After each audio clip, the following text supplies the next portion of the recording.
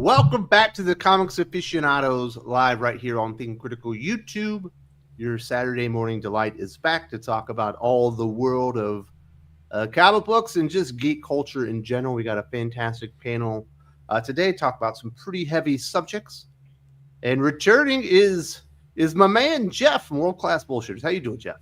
I'm doing well, Wes. Thanks for having me. As you guys know, I pretty much live in a cave dedicated to comics, so it's really nice to talk about comics to other people instead of reading my books in solitude.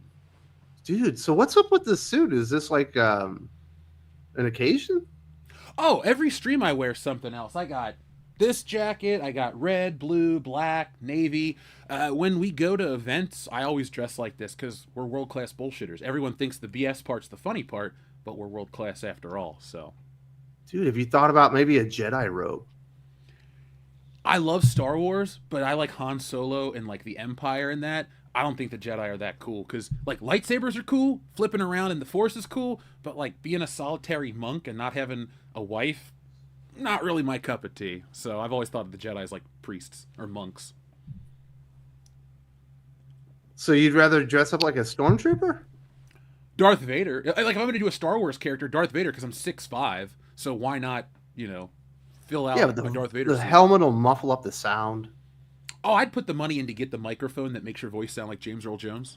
Ooh, I like That's that. right. I don't because cut corners when it comes to Star Wars. If you're going to do it, be world class, right? Damn right. Yeah. So what's going on your channel? Anything big people need to know about? Any big streams or anything? All sorts of stuff is big. Everything we do on the channel is big. Folks, we put out a video last week about or maybe it was 2 weeks ago, before I went to Dragon Con. We had a hit video about the Lucasfilm lost their male audience. There's an Ollie's toy video. I went out yesterday. My local store has so much stuff in it, and they told me that's not their Christmas supply. So, yeah, check out that. I'm almost done with Stealing Solo 2. I got all kinds of stuff going on. I've been a busy guy. That's why I haven't done Tuesday shows in a while. Thank you. You definitely. So you haven't been doing the Tuesdays? No, I've been dedicating my nights to finishing this book because, Woke Busters took forever. I had a lot of stuff going on, and I want people to look for my stuff every year or every couple months. So I've really locked myself down to this desk to get the book done. And I was like, well, I can cut this out. I haven't really gone out or done much. It's been a top priority for me. Because you're not just writing it, you're also illustrating it. Yeah, the writing's the easy part for me. The drawing takes time because panel layouts. I don't need to explain to you guys or this audience. You know what goes into a comic book. But I think about my stuff. Sully knows. We were talking about it on Facebook. Twitter. I treat everything like a movie. So I make sure it's like cinematic. Yes. And all the panels flow together. I don't draw like John Buscema yet, but I like to map out stuff. Almost like I'm Chris Ware, but not yet. Mm-hmm. I compared you to John Romita Jr.'s panel work, and I thought that I loved your cinematic kind of panel progressions. I was so impressed with your line art. And also, here's a suggestion for Stealing Solo 2. Maybe a breakup of the Fandom Menace special cover. Have like the Geonosis arena and everyone fighting each other. I might do something like that. I'll tell you, though, one of the reasons the Phantom Menace fell apart is because somebody got really upset. I won't say who, but they wanted to be on the cover. And I didn't lay out who was who. That Star Wars girl picked who would dress up as what, and somebody got really offended and thought it was like a dig at them. And I was like, it's not. I didn't really want to include stuff, but I thought we got to include everybody. So I'll tell you this, though. I got a toy cover, and then I got a fun parody cover. But I'm not doing 4 covers this time, folks, just 2. I find that 4 is too many. Dude, if you want to do a Princess Leia homage cover of me in the metal bikini, I will not take offense. Send me reference photos of your face from a 3/4 turn and a head-on shot, and I will draw. You're not just getting the headshot reference, dude. I'm giving you the whole shebang. Yeah, Chris Gore has given him the costume.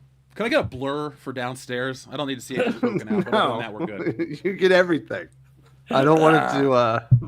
I want it to be. I can draw this from my memory or imagination, man. I don't need to see the goods. You get the full Efont Mon. Oh God, I understood that reference. Yeah. So we've also got Josh returning to the channel. It's only been maybe a month or so, but it's been about a month. Right? Good to see you too, man. I'm always excited when I can hop back on here. I missed the days when I was a regular Saturday morning, warrior for Wes. So it's always nice to come back. Yeah, but you're a grown up and you had to get a new job, got responsibility. You know, the stuff that doesn't matter, unimportant stuff. Yeah. Who needs So money? how's the journey on Popeye culture?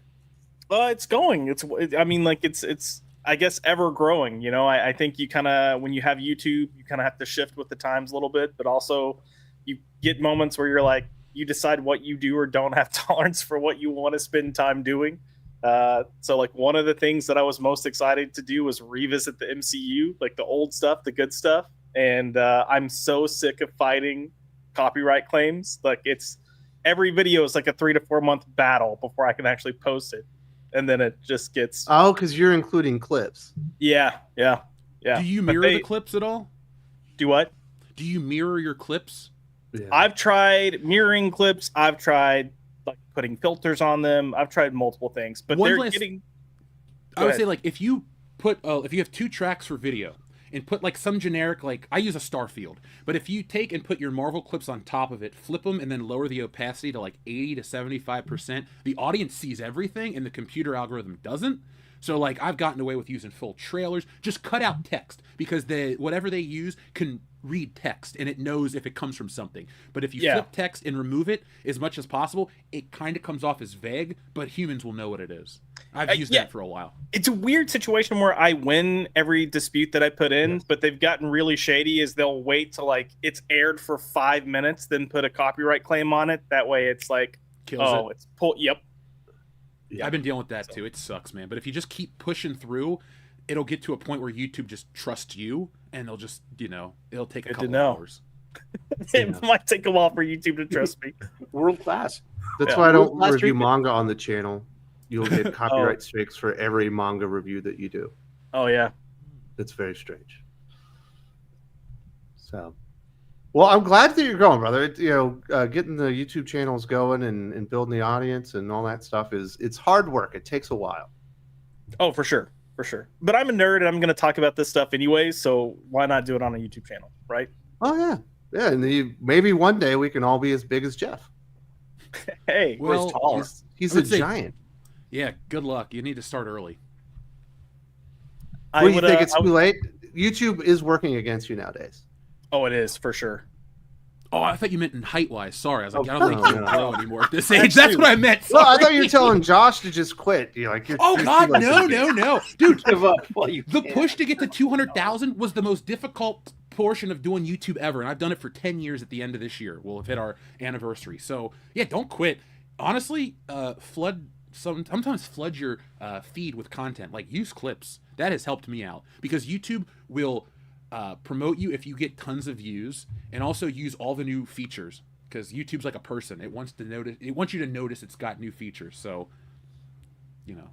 I'll do a whole course on how to make YouTube work for you. Do it. I'll watch it. All right, cool. Or you can just always message me. I'll help you out, no problem. For sure. Well, I want help. Dude, just message me. You got my contact information. Well, you always seem like you don't want to talk to me. When? I don't use Twitter that much. I gave you a winky face 2 weeks ago, and you didn't even say nothing. Yeah, Jeff, you haven't responded to me. I was like, gave you a winky face? Like, look at me? Oh, okay. Well, I don't want to get any Princess Leia photos, so I'm just kind of trying to protect myself and screen everything. Damn it. My wife's breaking out the camera tonight. Sweet. Use good lighting, though, man. Oh, yeah. That's key. I've got all kinds of good lighting now. So, how you doing, Dylan? You okay being with all the old folks again? Although Jeff is younger than us. Dylan? The hell is that? This is a dude from Making the Band with P. Diddy. Remember that? The 5 greatest rappers of all time. Yes. Dylan? Well, certainly a way to pronounce it. Dude, I was so happy after what you and Sully did to me last week, where you just stomped all over my team and crapped all over me, to see both the Giants and the Patriots get smoked. It was great. Yeah, but we're supposed to be bad. You're not. You're supposed to have like George Soros making sure your team is good. You guys have everything. Mahomes is making his satanic rituals every week to make sure the Chiefs are good, and you guys still lost. So the Giants and Patriots are supposed to be dog shit. We lived up. It's not true. Everyone was telling me that the Patriots were good. I didn't. 20 years ago, totally. 10 years ago, yes. Not recently. You guys got what you deserved. You should have felt my pain and tried to make me feel better instead of we got kicking everything me while I we was down. deserved. We deserved 6 championships and what, nine attempts. Even Aaron, who doesn't even like sports ball, was crapping all over me. So I don't know. Because he knows what's right. That's right. No, Deep in my heart, I feel that the Chiefs are terrible and should be. Maybe they just should cancel all those G.I. Joe toys you like so much. There's new ones at Ollie's, Aaron. Well, none of my G.I. Joe toys are forcing Taylor Swift into every issue. So we have a running bet how long their marriage will last on the channel. Like, we have actual money on it. That's forever, dude. So Jeff, what G.I. Joe toys do they have? Okay, so Ollie's just got a bunch of new toys in, and like I said, it wasn't for Christmas. They actually got Marvel books. When we talk about like recent finds or whatever, they have Marvel Masterworks there now, like hardback books. So Beautiful. That's been my purchase. But they have, Aaron, there'll be a toy video soon. Check it out. It's like some lady. It's like a big anniversary collection. It's a figure with a bunch of accessories. Is it Classified or whatever, or Classified? Yeah, I know exactly the ones you're talking about. Doc and I have been talking about them. I sent, like I said, you're not on Twitter much anymore. Just give me a more direct way to communicate with you. I'll text you my phone number, and then you can just text me. All right, sounds good. I do want to say thank you very much to our sponsor of today's video. We do have Naughty and Nice, the return. There's supposed to be a closeout stream, and when you hear this promo, it is going to mention it. But it's actually been moved to Josh's channel, right, Josh? Yes, that was not a delay for dramatic effect. That was just I was muted and had to grab my mouse. Yes. So I want to point that out there before we put this down. I'll fix the ticker as well, because I just remember that, because we figured it all out 2 seconds before we went live. But thank you very much to today's sponsor. Let's hear the promo. Less than 24 hours remain for Naughty and Nice, the return on Kickstarter. Blazing towards $25,000 with no signs of slowing down, Fran McDonald Comics brings back the original Bad Girls, written by Dolan Waddick, with art from Murat Michaels and edited by our very own Aaron Sparrow. What starts familiar quickly explodes into chaos as Naughty and Nice are thrown into a wild new world that changes everything. This isn't just a comeback, it's the launch of a brand new series, fully written and ready to roll. But the clock is ticking. When the campaign closes, there are no second chances. Back it now before it's too late. Don't miss the live closeout stream tonight, September 13th at 5 p.m. Eastern, right here on Thinking Critical YouTube, with Aaron Drew and special guests breaking down the final push. Search Naughty and Nice on Kickstarter or select the link in the video description. Kick ass. Yeah. Congratulations, Aaron. You've had some things come up. You're going to be with your dad, so Josh is filling in. Do you think Josh can fill your huge shoes? Oh, I think Josh will do an excellent job. Josh is an excellent host. I'm sorry. I just I fully intended to do it, and obviously, you went to the trouble of putting me and my friend Daphne and Aaron Lopresti in the thumbnail. So I apologize to everybody, but I've had some. I am up here with my dad. My equipment is not the best, and I've had just sort of a bit of a minor emergency come up, so I will not be able to do it. So I just wish everybody luck tonight. It's a great campaign. It's a great book. Drew did a really good job. I hope everybody jumps over to Josh's channel and checks it out. As a matter of fact, if you just so you guys don't forget, you should click the link in the description and go. If you're not already subbed to Josh's channel, you should go do that right now. I got to get a copy of this book. Indeed. Yeah, and I will say the campaign almost at 25K, right, Aaron? Mm-hmm. I think it may have passed it. Oh, Nice. Bookmarks. Yeah, I think it might have passed it last night. Heck yes. Okay, I might have screwed that up, but a very exciting stuff. And definitely join Josh and Drew on Pop My Culture tonight. It's going to be absolutely amazeballs. And then we do have some new Patreon backers and channel members. Want to say thank you very much to Alexander for returning, the spatial surfer himself, protector of multiverse integrity. We've also got returning to channel memberships Alvaro F, aka Razorback, protector of Spine Mountain. And welcome to the family, Todd Tillery, aka Phantom Force, the protector of the Black River. Bartley Blackman, welcome to Thinking Critical channel memberships. Frostfire himself, protector of Storm Hollow. And finally, thank you very much for supporting the channel. I hope you're enjoying all the wonderful podcasts and exclusive videos to Mike Ortego, Soundborn himself, protector of Pulse Haven. And if you are interested in backing the channel on Patreon or channel memberships, there's links in the video description. You get hours upon hours of exclusive podcasts and videos every single week here on the channel. And we've got some people that are wanting to talk. Kalichi Oki, normies praising DC for canceling the Red Hood book. The B word shouldn't have been hired in the first place, not to mention how many people are like it. Yeah, had an insane history of saying the craziest stuff prior to being hired and have no idea how they made. Well, we all know how they made it, but it doesn't make sense that they made it and got hired with the insane things they were saying prior. Like this latest set of things they said, you could see coming from a mile away. It was only a matter of time with all the other things they had already said. I will just add that DC was fully aware what this person's online content was like. They made it very clear they didn't care. Even Gretchen said, you're going to catch a lot of heat. And they were like, oh, yeah, no, it's worth it. So they made their bed, and now they're lying. Yeah, it's worth it to have the writer of Why Too was it Trans, worth Too it Furious. I would read that book. Is that real? Yes, that's one of like the 5 comics they've written before. Oh, they were in that, and then like some Pride comics, some like Harley and Poison Ivy comics, and that's it. But that apparently is enough to get a Red Hood ongoing book, his first ongoing book in years. Yeah, these even though aren't talented. Even though this guy confessed that had no idea who Red Hood was and didn't plan to learn any of the continuity when writing the book, but it was worth it, right? Why was it worth it exactly? What was the idea behind this being so worth it? Because fans of Manhunt are going to come read this. They're going to move into comics, Aaron. That's why. Yeah, because that's worked so many times. That's worked every other time. No, it's worked once. No, it's never worked once at all. I just don't know why DC and Marvel want to lose so much damn money. There are because it's not theirs. You know, you've got people who they've got such a big corporate umbrella over them that nobody's punished over there for losing money. It hasn't happened yet. Aaron, I always talk about how when I was younger, my dream job would have been to draw Spider-Man for Marvel. But now my dream job at Marvel is to run that shit and just to fire everybody. Like, everybody. Yeah. Like, we're cleaning house. I don't care if you're my friend or not. Well, I don't know these people. But they're all gone. And I would populate the company with people that are actually talented. Like, what a crazy... Aaron, you want to write Thor? I'd hire you to write Thor. Or thank you. I would love to write Thor. Because I would actually I don't have any interest in going to work for Marvel as it is. The Marvel that I wanted to work for is long dead.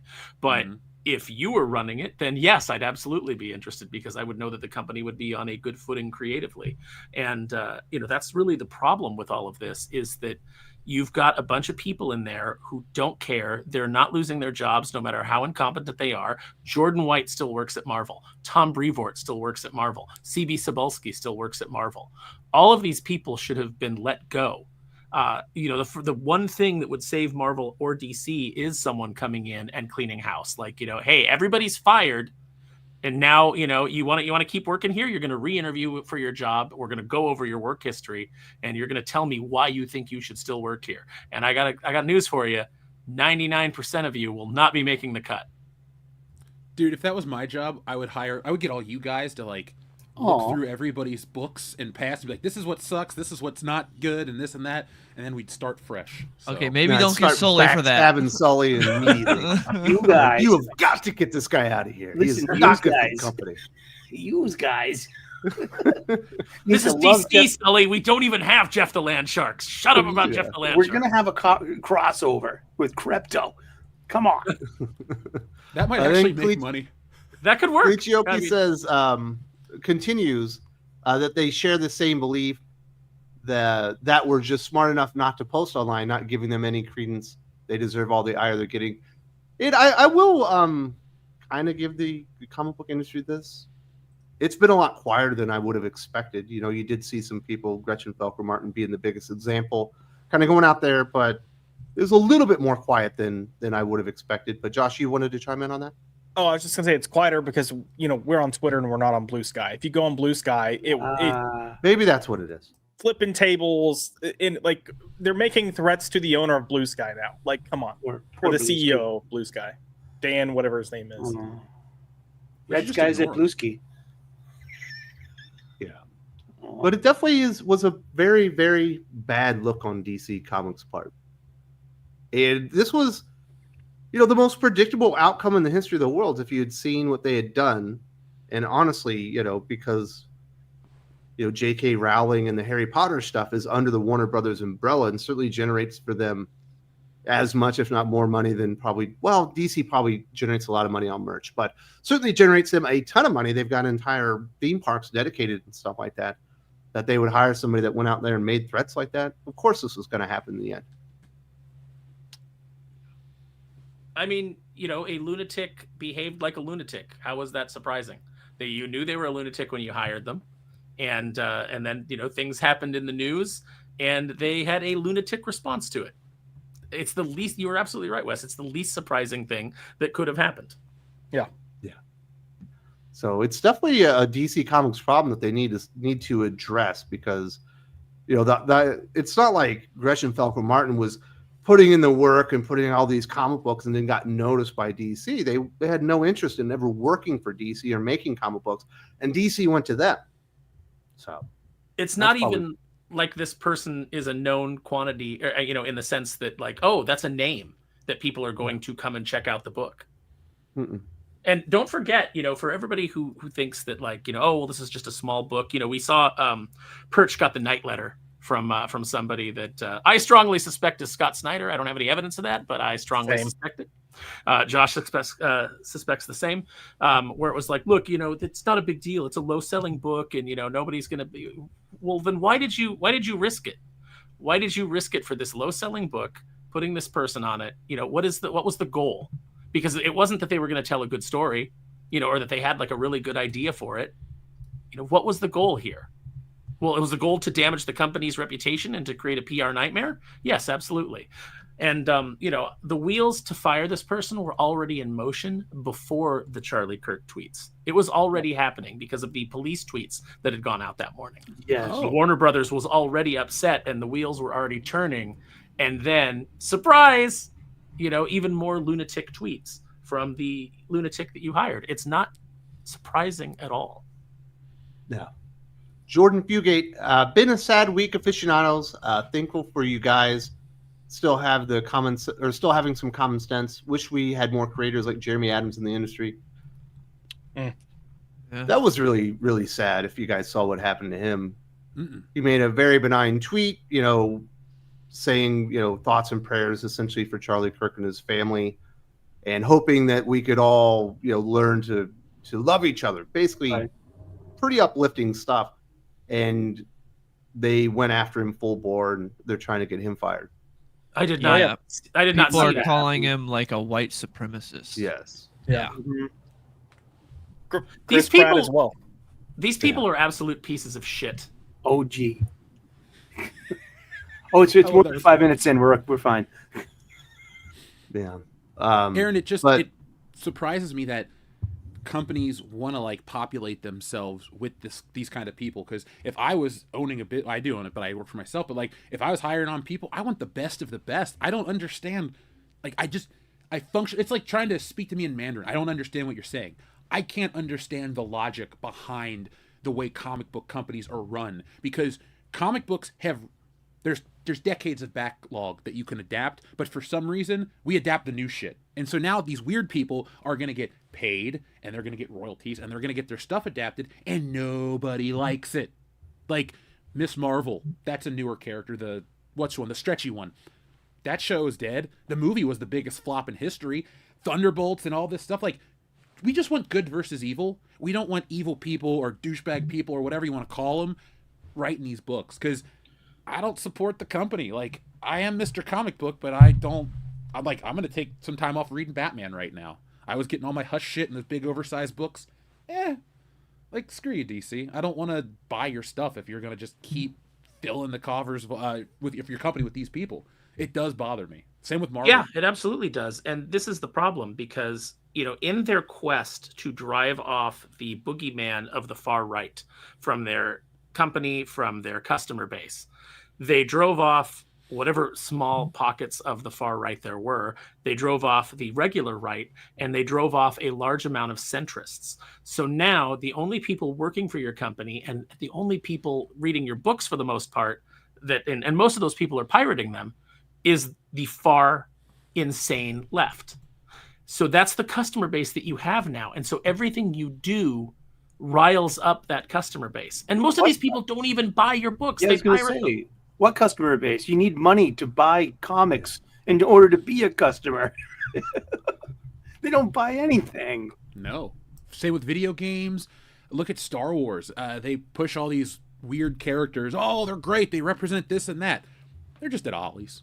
If they sold a decade ago, it'd be a different story. But literally every character they make is a failure.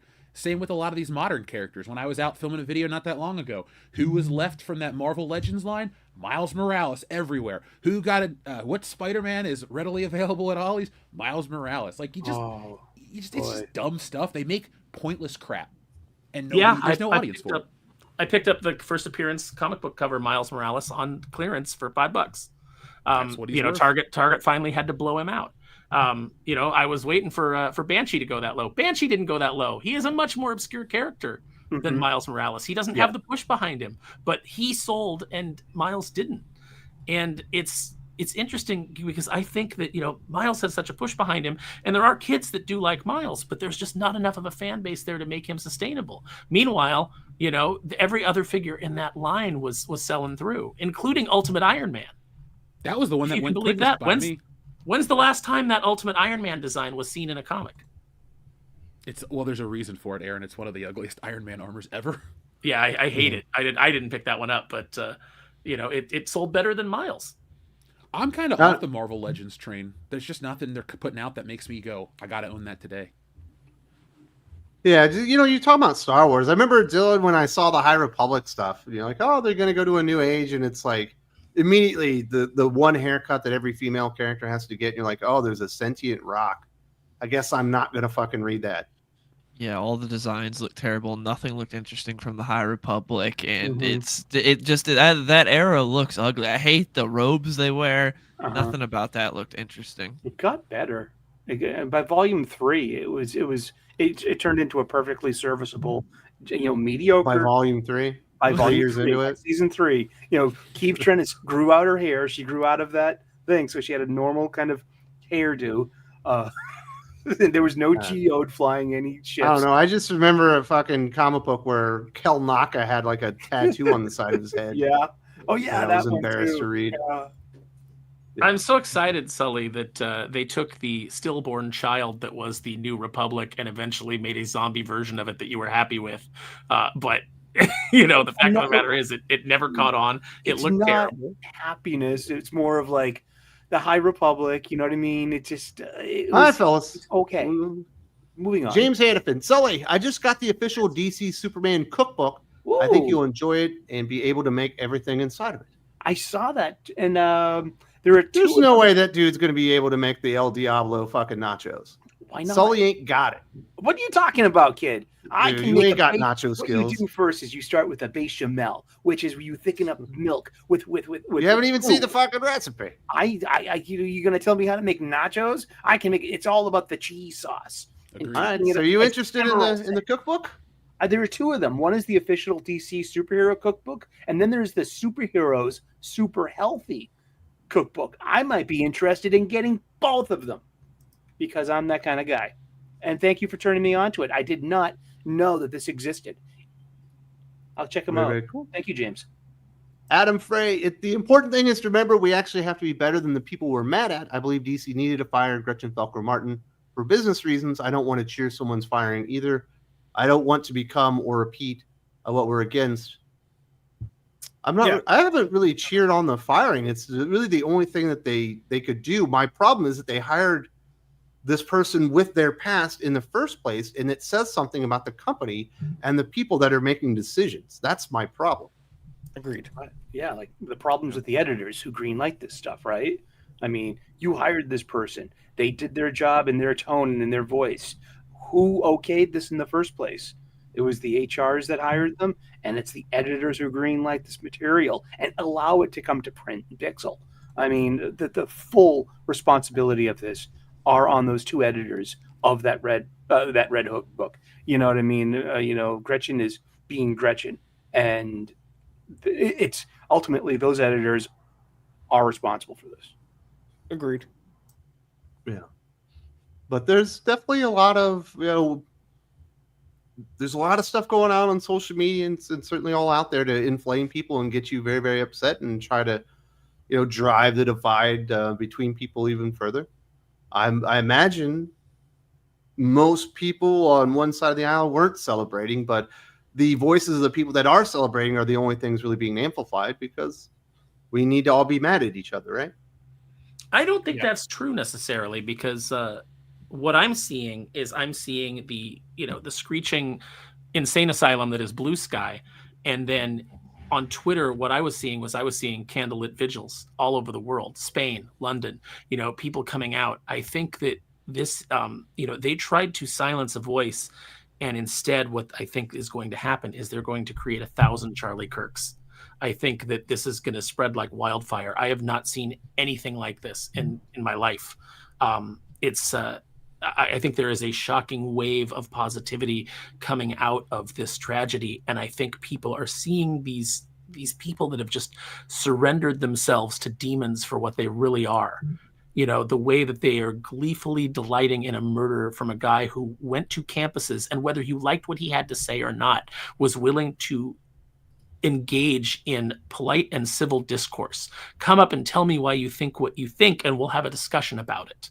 And for that, they killed him. And it reminds me of George Carlin saying, do you ever notice the people that get assassinated are always the ones that are saying, let's find a way to talk with each other and to live peaceably with each other? They're always the ones that get assassinated, because the powers that be absolutely cannot allow us to come together and to realize that we as a people are being screwed over by elite forces beyond our control. The one thing that they cannot have us be is united.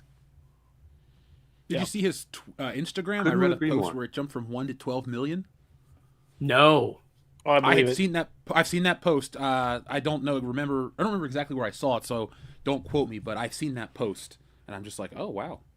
What are you talking about? His Instagram. He had like 1 million followers, and now I saw a post that says like he has 12 million followers or something. I could believe that. Yeah, I'll just echo what Adam says though. Like, whatever passion or anger or frustration you have, just find a positive way to channel that. And I think that's what we're seeing from a lot of people that are angry. Is they're trying to find, how can I make an impact? And yes, there will be examples of people doing crappy things. There are terrible people all across this world. But just do better, be better. Jagrin 2 Premium Collectible Studio is doing a replica of Shredder helm and gauntlets from TMNT 1 and 2 live action. Go check it out on Facebook. Another might. Have you seen this one, Sparrow? You're the fucking toy dude. Yeah, I have seen it. Yeah, it's pretty cool.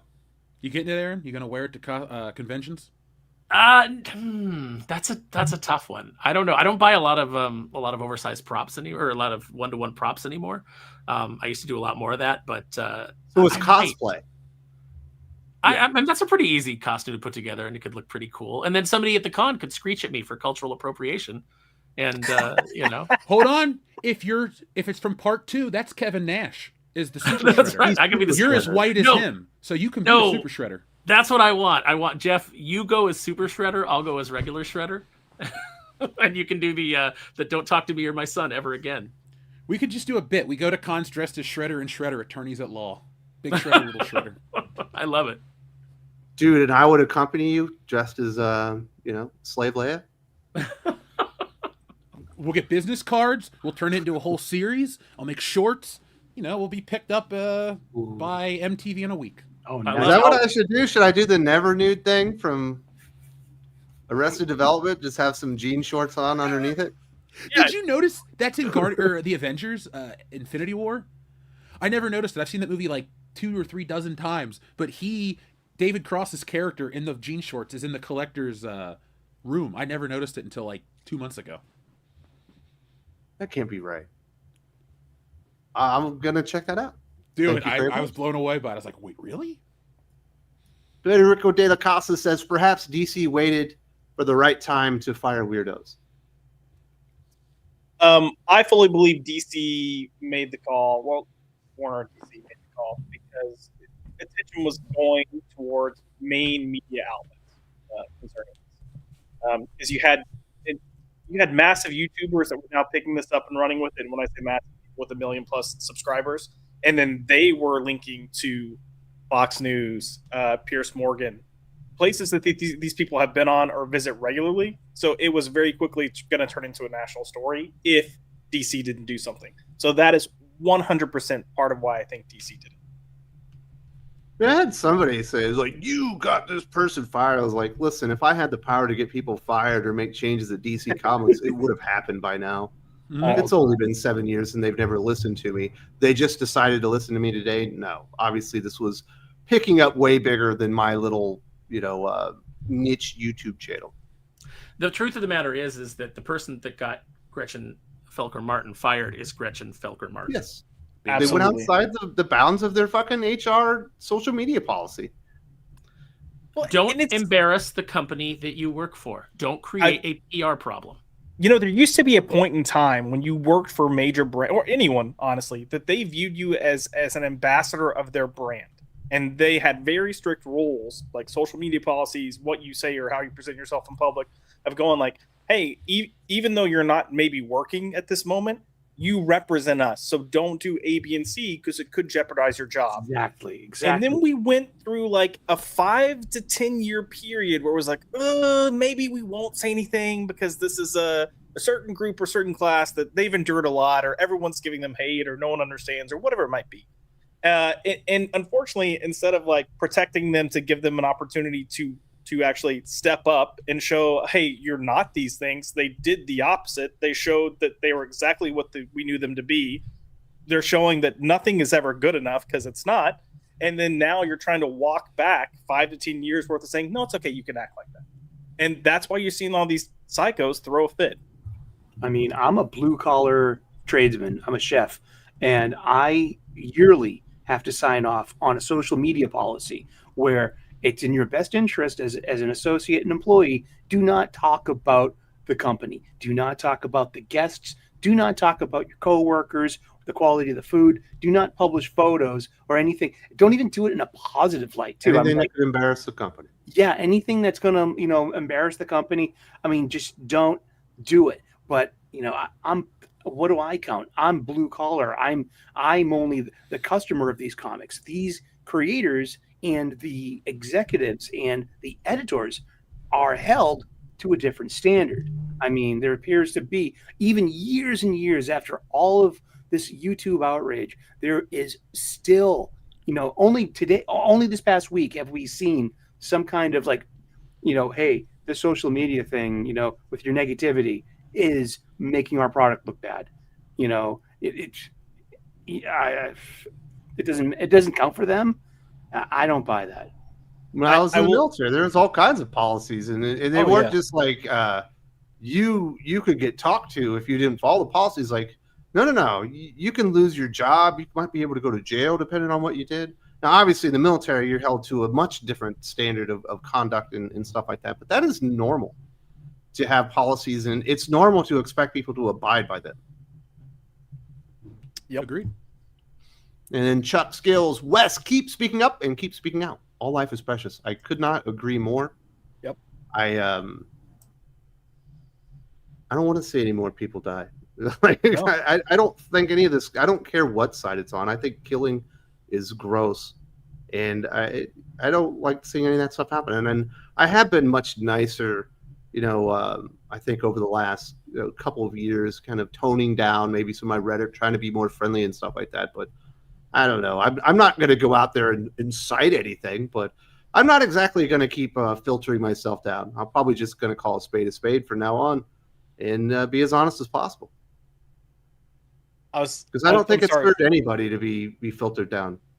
No, I think you should be honest. I think you should be passionate, but you can also be respectful in your take and being passionate. And unfortunately, we've seen that still doesn't matter to these people. For some levity, real quick, Wes mentioned going out and citing anything, and I just imagined him running outside of his house and setting a dumpster on fire in the Philippines. And he's like, There's no "Oh," dumpsters in like, the "What's this guy?" Philippines. One It's thing not how I'll they add, roll though, here. Right? Josh, is a lot of it, though, the algorithm that runs all the social media really promotes that kind of stuff. And so a lot of people that, I'm not saying like about this political stuff, but in general, like some of the negative takes, that's what the YouTube wants. Like, honestly, it really doesn't want positivity. Because it drives engagement and continued viewing. The outrage gets you tense. You can't walk away, and you stay zoned in, and you watch not just that video, but you watch 3 more on the same subject. Exactly. So hopefully that changes, though. But I don't see any big tech companies making those changes because it's all about the almighty dollar. No, there's a reason when you go on Facebook, you feel like shit after 10 minutes. Because they're just, in between the pictures of your family and maybe a post from a friend in high school, you're getting 3 or 4 things that are meant to trigger you and get like, a massive emotional response. Yeah, I don't like it. No, Facebook is awful. Only use it for business. Yeah, I can't even go on Facebook this week. I dipped in just to check some messages, and I saw some of the things being posted, and I was like, nope. Scumbag Boogie, I am not the person that chimes in on anything. This transgender person just got fired. Please get some mental help. Wes, I really enjoyed Gloves Off, No More Mr. Nice Guy Wes. DC Shape. I have to be a little bit Mr. Nice Guy there, but yes, I think a lot of these people should be seeking out help. And I don't think that we should be putting everybody on drugs anymore. I think you should probably just sit down with a human being and try and talk some of this stuff out. Well said. Well, when you try to talk things out with human beings, they shoot you in the neck. Well, no, that's not. That's. I will say that's response. Yeah, just kind of this, please get some mental help. Go talk to somebody. What Wes was saying. I will say on the Charlie Kirk of things, there's a clip, and you can easily find it, of a trans person coming up saying, "I feel like I'm trans, or I identify as trans. These are the thoughts that I have. What is your advice?" And his advice is, "I want you to sit down and talk to someone. Like, go get a diagnosis. See if there's other things that might be there." And he said, ultimately, all I want you to do is feel good in your body. So, there you go. Yeah. A lot of people need help these days. Federico de la Casa. I just thought that someone in Marvel, like Camp, will make a story as an allegory of a death of villain. Now the world is a better place now. I'm sure that we will see something about this try to be subtly put into a comic book. Creators today aren't smart enough to do that. Yes, that's a big problem. Seriously, maybe in the 80s could have pulled it off. Kind of reminds me of how Watchmen goes in a way, but I don't think today. Like, I've seen this, and I'm just parroting this, but like, people say The Simpsons is great or was great. Why was it great? Because everybody had such a diverse knowledge of popular culture, art, entertainment, mathematics, etc. Then the next generation of people were just people that grew up on The Simpsons, so everything is self-referential and it grows in a circle. A lot of people that were working on comics decades ago have a much better background. Now people just watch garbage entertainment, which is made for clicks, and then they just produce garbage entertainment because they don't have the breadth of knowledge to produce something deeper. But they think they do because they're told that they're great. So this will never work. I just want you to know, Jeff, I think you're great. I think you're great too, Wes. Thank you. You are world class. He is world class. Look at that suit. The jacket says so, man. You still read the Infernal Hulk #1 solicits, Wes? Yes, I did, because I had forgotten about your warning, and then I went to the solicitation exclusive thing for the Patreon. And I was like, "Fuck! This gives away the ending of Incredible Hulk that I've been reading for 2 years, or over 2 years at this point, I guess." Mm-hmm. Did you read it, Dylan? No, I did not read the solicitation because I remember the warning from last time, so I didn't go and read the solicitations. Yeah, that was a mistake. Unfortunately. Stay away. Mr. DC Comics, will Paramount merge with Warner Brothers, and if so, will the DCU stay the same or change?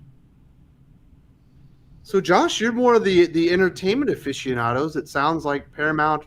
Everyone had been saying it was Universal for so long, but now it sounds like Paramount is interested in getting into the Warner Brothers business.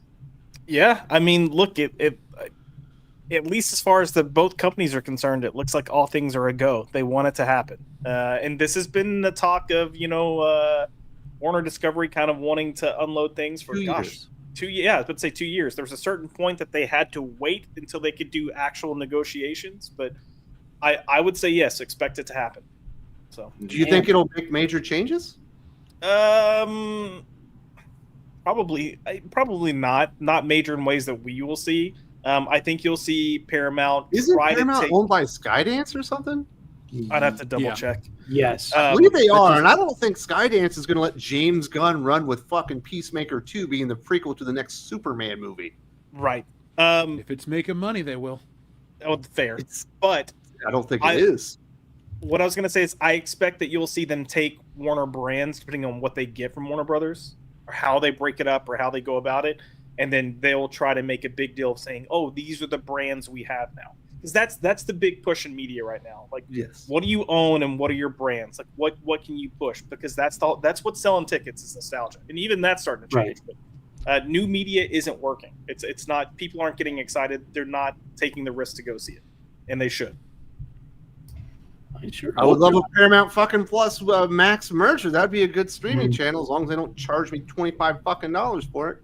Cheaper than ESPN with their WWE $30 a month. I gave up wrestling. Yep. Yeah, I'm doing the same. That. And then Saudi WrestleMania, I am actively done with wrestling. The Rock actually retires. You're waving goodbye. Well, yeah, it's a principle thing. Like, I had been to WrestleMania 18 times in a row, sans COVID. Like, I was a diehard fan, and I don't mind spending money for stuff if it's worth it. But they went from WrestleMania 40 in 2023. I paid $500 for 2 nights. The next year, it was $2,000. Yep. Mm-hmm. The show was garbage. It started with a literal commercial. Normally, WrestleMania starts with a promo package and pyro. National anthem.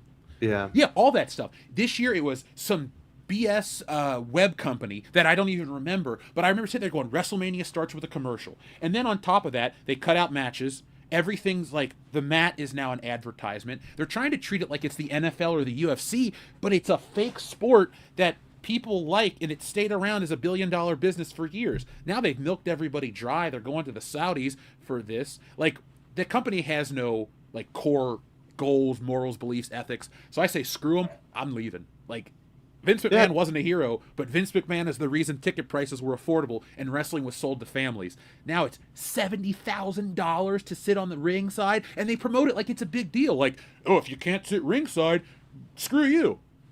Kiss my ass. Like, that's the dumbest business method ever. Like, I'm not going to charge you $1,000 for stealing Solo 2. That'd be terrible. One person would buy the book. Yep. It's in the... We've entered into the idiocracy future. Do you remember the billboards that were like, if you don't eat Carl's Jr., F you, you know? And that's where WWE is at right now. Oh, you're not going to get Dylan's a huge UFC fan. They're under the same umbrella, and you can't go to a UFC event because it's so goddamn expensive. No, yeah, they priced out normal fans a while ago. It's insane. Even for nosebleeds, it's like hundreds of dollars. It's crazy. But at least you had to watch a real sport. 3 or 4 events. They were like, $50, and they weren't the best seats in the world, but they weren't completely up top. But now it sounds like those would be like $500 seats. Yeah, there's no way you could get those for cheap now. So to Jeff's point, real quick, WrestleMania this year was in Vegas, and it was kind of Gary had aligned their Nerdrotic meetup with that. And before work got crazy, I was planning to go to that, and I was like, well, dude, if I'm gonna be in Vegas for that week anyways, like I'm going to WrestleMania. It was $946 for a single ticket in the nosebleed section. And I was like, that's stupid. Like, dude, I'm not even. It was only 5 matches. And it's going to look like ants in a ring anyway. So, like, that. I'm not going. And you know what the crazy part is? When TKO first took over, because WrestleMania has been 2 nights since Vince McMahon owned the company, but 2023 was the first year that TKO owned WWE. I went to their WrestleMania. I paid $340. I sat mid-level. I had great seats. The next year, it got slightly pricier, and I was like, okay, it's WrestleMania 40, The Rock, all this stuff. Then, it, like you said, it jumped 4 times, and it's garbage shows, man. Like, you can watch it at home and walk away. So, that's what we did. I had people come in from out of town. We watched WrestleMania. We had a 2-day party. The show sucked, but the party was great. I couldn't imagine spending $6,000 for a weekend. Like, Vegas is pricey, but not that pricey. If you ask me, would I rather be at the show or would I rather be at a really great WrestleMania party at Jeff's house? I would rather be at the WrestleMania party at Jeff's house. Jeff's house, yeah. Absolutely. So you can make nachos. Dude, you start with a cheese sauce and then the most electrifying party host. Dude, it's going to be today. wonderful. You're going to love it. Bullshitters. If you smell the nachos that Sully is cooking. You know, you're going to love them. Caleb says, it didn't surprise me that DeCampi and Heidi defended Gretchen Felker-Martin. I think this started when they hired shippers in 2013, then 2016 happened. I wasn't surprised at all, Aaron. Actually, I was surprised it wasn't more people. Well, Yeah. I mean, like Josh pointed out, we're not on Blue Sky, so I'm And sure. I don't even go and like test it out. I don't like have a. Yeah. I guess other people might have like other accounts there. I don't even go and check. I it don't out. peek No, at I- Bluesky, No.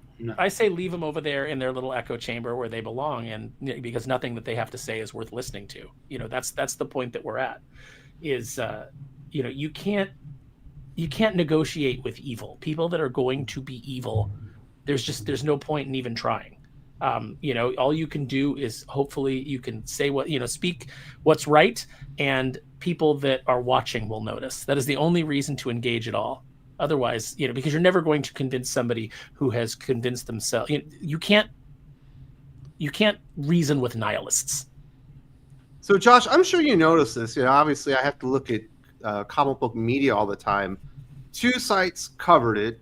Bleeding Cool, and said it basically put it under the same article that Hush 2 and this Harley Joker book were delayed because of art changes, which totally misrepresenting what had happened. The Pop First covered it, never mentioned what happened, and then finally, the Hollywood Reporter covers it. Gizmodo covers it, and now Screen Rant finally has an article that actually acknowledges what this person did. But the way that they went out of their way to just never actually specifically explain why the book was canceled, I thought was disgusting.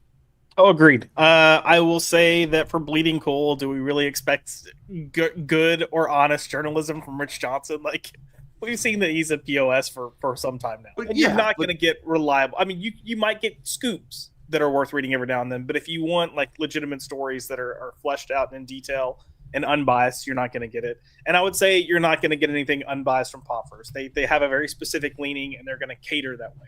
And you know what? Fine. If you can't be honest, don't cover it. And that's my point. Like, if you're gonna release, here's my thing: if you want to have commentary on something, lean as heavily as you want one way or the other. If you're gonna consider something news, that you're presenting news, then you need to present the news, present the facts and details. Here's what happened. Here's why. These are the results. It's not a hard thing to do. So, Ryan Wilson says that the big two. How insane is it that Trump won the election and popular vote, but no one's actually allowed to support him? The majority isn't allowed to publicly show their politics, but the left can. yeah, I mean, look, we've gotten to this point where, and this is going back to what I was saying earlier. Like, if you look politically at the past 9 years, 10 years, you have had. And look, there's been name calling going both ways. So this isn't completely a one side or the other, but I do think there are differences. But if you look at the past 9 to 10 years, you've had a certain political group calling the entirety, or it's become pretty much the entirety of another political group, Yahtzees, fascists, bigots, misogynists, xenophobes, homophobes, list it, whatever you want. And when you spend a decade saying anyone that falls into this group is this, you're going to have people that actively believe that. And we've already expressed that there are unstable people in this world. There are people that mentally are not right. Right. And they're going to legitimately believe it. And they're going to legitimately think that these are evil people and they need to be taken out because they're list any one of those words that I just mentioned. And that is problematic. And I've been saying for years, we shouldn't be doing this, especially if it's news. If you're news and you're reporting something, you shouldn't be putting these words in the articles. Now, if something happens to a person and they say that they identify as a Yahtzee, that's different. But when you just decide that you don't agree with someone's stance and you decide to label them as one of those things, or even if you flip it and it's someone conservative calling a Democrat a pedo, maybe don't, because all you're doing is you're gonna create bandwagoning and this gang mentality of the other side is worse, the other side is evil. And what happens is Right. a majority of these people in these groups are reasonable people if you have conversations. You've got these psychos on either side that are loud, and we're letting them win. We're letting their whatever they think, whatever they believe, we're letting them win. And that's the problem. Sit down, have an honest conversation. Stop using these additive words. Just say, why do you feel this way? I feel this way because. And you're going to see the world change. Slowly. You don't have to like the people. You don't have to agree with them. But at least you're going to see them as human beings. You're going to understand their stance maybe a little bit better. And just remember, the people that are on the far side of either of this, and we'll use the far left as the example, since that's the topic today. They don't want to kill you because you're a fascist, or you're a bigot, or you're a racist, or they don't want to kill you for that. They want to call you that and paint you as that so that they can dehumanize you, so that they can justify killing you. These are people that have violent fantasies, and we saw that with Gretchen Felker-Martin. Already had violent fantasies out there when this person was hired. So when someone acts on those violent fantasies, and and then Gretchen gets to clap and have a sort of secondhand joy, because that's what Gretchen would like to do to people. He's already put that out there. So when someone actually takes that step and becomes a monster and actually does it, they get applauded. And who's noticing all of these people on the far left applauding this violence? Who's noticing? The next assassin. Mm-hmm. Well, I got a simple one too. It's like, you've heard of the Rolling Stones, the rock and roll band, and they're called the world's greatest rock and roll band. Why? How did they get that title? Because they repeatedly called themselves that over and over and over again in the late 60s and early 70s. And then it stuck. And now they are the world's greatest rock and roll band. Why? Because of that repetition of the label that they put on it. And you're seeing like a much less benign version of that here, with all the provocative labeling of being like, hey, do you remember the first time you were called a Nazi for liking the wrong comic book, for having the wrong opinion? It's happened to me a few times, and I'm like, whoa. It's just like what Aaron said. It's just to justify, hey, that person's nothing but a phobe, an ist. We have permission to take care of that person now. Yeah, the unhuman him. I do appreciate the conversations in the chats. I know this is serious stuff, and it could definitely go some bad ways. But it feels like everybody is having a pretty rational conversation about all this. I'm stalling for time because I've made a mistake. Oh my goodness, how did I do this? But let's do it. Well, let me come on, Wes. If you need a minute, let me just say this to everybody in the chat. I watch the chat as we do this. I watch it on my phone, and I have to manually approve some of your comments. I don't know why. We don't block you. We don't have filters on the channel for certain language, like where you'll be blocked. But for some reason, some of you, YouTube like holds your comment, and I have to manually say to show it. So just so you guys know, if your comment doesn't show up right away, it's just because I haven't caught it yet. We've been having that problem with our Facebook group too. Whatever runs it has deemed stuff inappropriate. That's the most benign stuff. It would be like William Shatner meets so-and-so, blocked for content. It's like, what is happening right now? Because I thought before what happened this week, it seemed like the pendulum was shifting back to some normalcy, because we were seeing views and reach and stuff like that. And I was like, oh, I guess, the algorithm's starting to level out again, but I guess not. No, it's really strange, because a lot of the comments are very innocuous. Right. So I don't know what it is that's triggering it. I don't know if it's because YouTube has flagged some of you individually, or if it's just, there's some AI that's picking up on something that you're saying and determining that it needs to be approved. But it makes me wonder, if I have to manually approve some of the comments, does it just censor out some of the comments at all, and I don't even have that option? Right. So, I'm a part of the show, and I'm like, every week I'm surprised. I'm like, YouTube did not post your comment to Thinking Critical, and I'm like, are you kidding me? Like, I'm part of this conversation. It's not even that. I think there's just an oversensitivity on the algorithm. And and for another, I'm a mod at Anna That Star Wars Girls channel, and I watch the Jack Show. So I'm continually not allowing and allowing comments. So it's like that's the mod's job. You have a wrench for a reason, and if something is way too out of line, you know what I mean, don't post it. And I get that. We get that at a Jack show like every week because it is provocative. It is pushing the envelope of good humor and bad humor. But here it's a lot more benign. So, but yeah, so for anyone out there that thinks maybe when no one's silencing you on purpose, even my comments, and I'm part of the show, that some of my comments don't make it.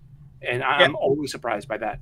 And just to add to how weird the YouTube algorithm, I was on a different stream, not mine, not Wes's, and I went to type gay GHEY in, and YouTube wouldn't allow my comment to go through, and I was like, well, come on.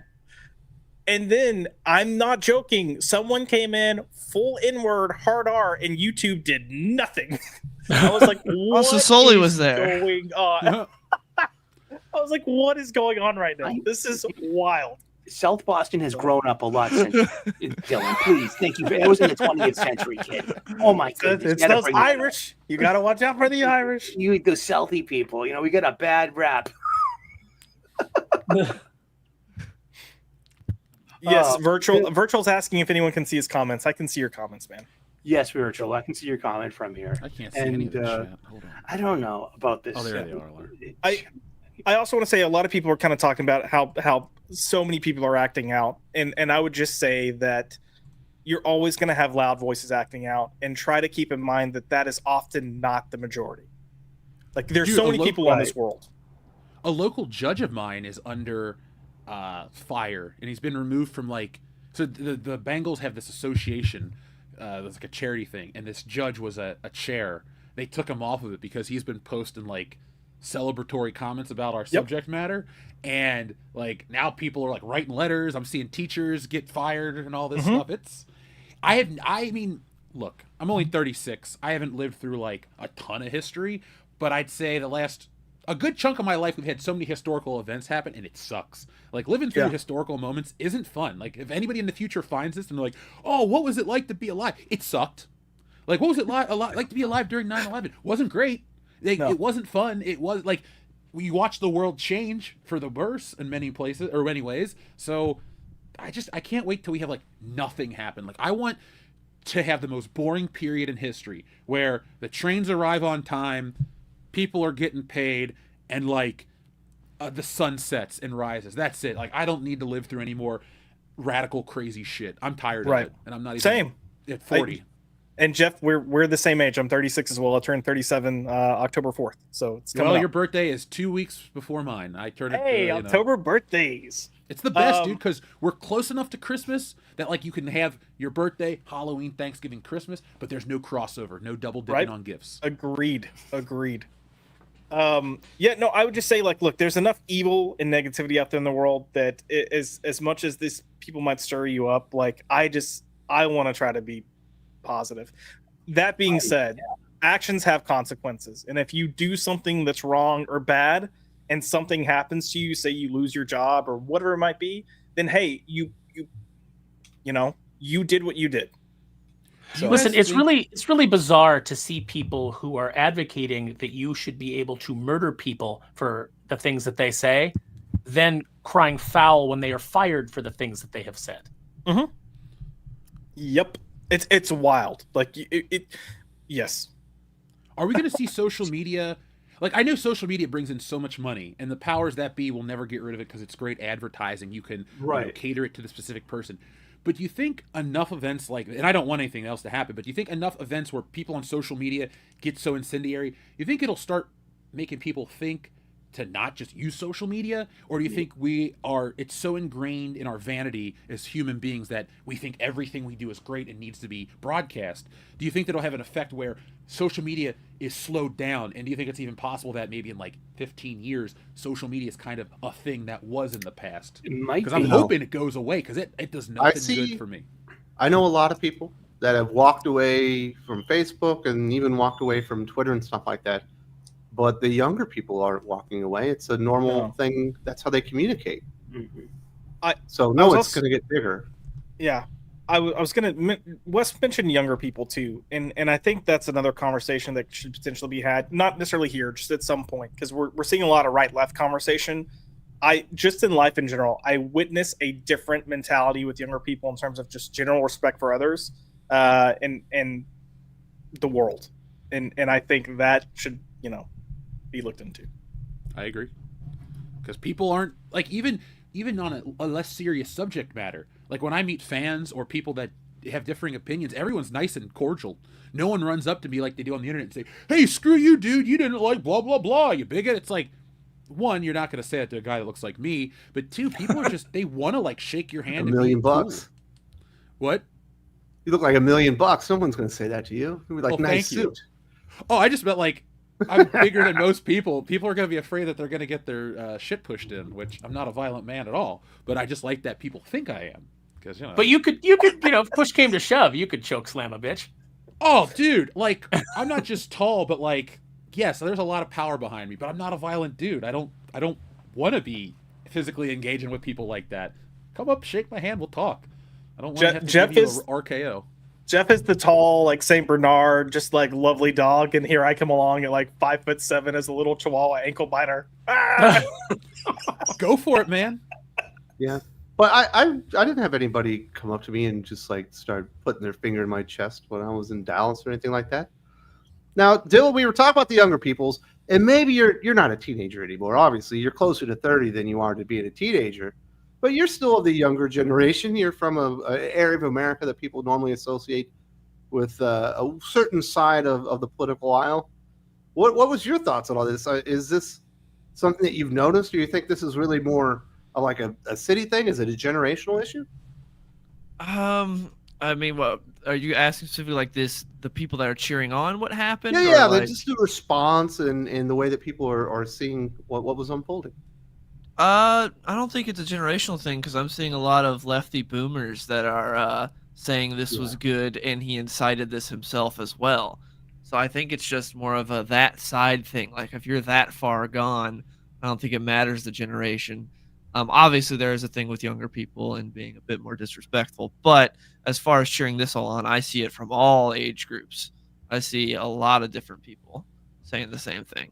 But the encouraging thing that I think we need to remember is that we're also seeing a lot of pushback, and a lot of people who previously were kind of like sitting out and like, I'm not going to get involved with this, it's not worth my time, have been utterly disgusted by people cheering on the murder of another human being. It's like I talk all the time. I live in California. I do not like Gavin Newsom. I think that he is the worst governor in the history of California, and that man should in no way ever get near the presidency. I have no respect for him as a man. I have no respect for him as a politician. I have no respect for him as a human being. That said, I do not want to see him murdered. I do not want that harm to befall him. There is a line in your humanity. And when you get to the point where you are cheering on murder, when you are cheering on somebody being taken away from their family, just because you didn't agree with what they had to say, and that person is basically fairly benign because they're willing to have conversations with everybody, but that is too much for you, you have crossed a line that I do not understand. You've abandoned your humanity in a way that I cannot be even remotely, I cannot ignore that. Yeah, and I think that just one of the things that I've noticed, and you would know this better than me, Dylan, because you're younger, it is I think we are able to segment ourselves off into echo chambers. You can go into Discord servers, you can go onto Reddit, or you can go onto these little groups, and you might think that that's how the entire world thinks, because you're not actually going out there and talking to anybody that has a differing point of view and realizing that they're also human. Oh, definitely. Like that. I mean, we saw that with this past election where, like, if you were on Twitter, you wouldn't think Trump had a chance because of if you were in your echo chamber. But we saw that the real world is not Twitter, but you can definitely get caught up in that. It's so easy. Yeah. So I think that's one of the things and one of the reasons I definitely respected Charlie Kirk, and even who's the actor? Is it Mark Duplass? The guy from What about him? From The League? He's definitely on the opposite side of Kirk, but he was willing to go out there and have conversations with people and engage people that he definitely disagreed with. And we need more people encouraging that, to show that we do have like 80% of everything in common. We all want mostly the same things, but we've allowed ourselves to kind of be splintered off. And I think that's how we get to places like this. Agreed. Yeah. Agreed. I was never I didn't follow Charlie Kirk, but because of the YouTube spheres I pay attention to, I get a lot of his clips and a lot of the shows that I've watched. And the one good thing I liked about, besides his manner, was that it's like, okay, you're a scientist, you have a theory, you have to go through something called peer review. And that means people of your intellectual equal are going to poke as many holes in your theory as possible, and it's accepted. So when Charlie would interact with these young people, he would just like literally poke holes in their ideology and in their theories, and that's a good thing. That's good. Hey, maybe you need to rework your theory a little bit or a lot of bit to make it, to make it work. And if it passes muster, it becomes closer to truth. And I thought that was very admirable. And I think we obviously need more of that, and we need to keep the conversation going. We need to not let fear dominate us or be cowed by this vocal minority. A good thing it's a good thing if you're engaging with people that are capable of self-reflection. Yeah, you can't have this conversation with Gretchen Felker-Martin. They had the interview with them after all this stuff.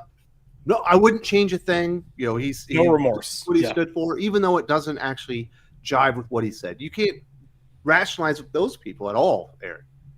No, and this is the danger of identity being the most important thing in a person's life, and them becoming obsessive compulsive about identity, is because when it's your identity, when your ideas are challenged, it is that you then feel that is a personal attack on you. And that's why people say like, oh, well, words are violence. No, you're being challenged. That used to be what universities were for, where there would be an exchange of ideas and you would get your ideas challenged. I try to challenge my ideas all the time. You are always welcome to come and challenge my, anything that I have to say and engage with me.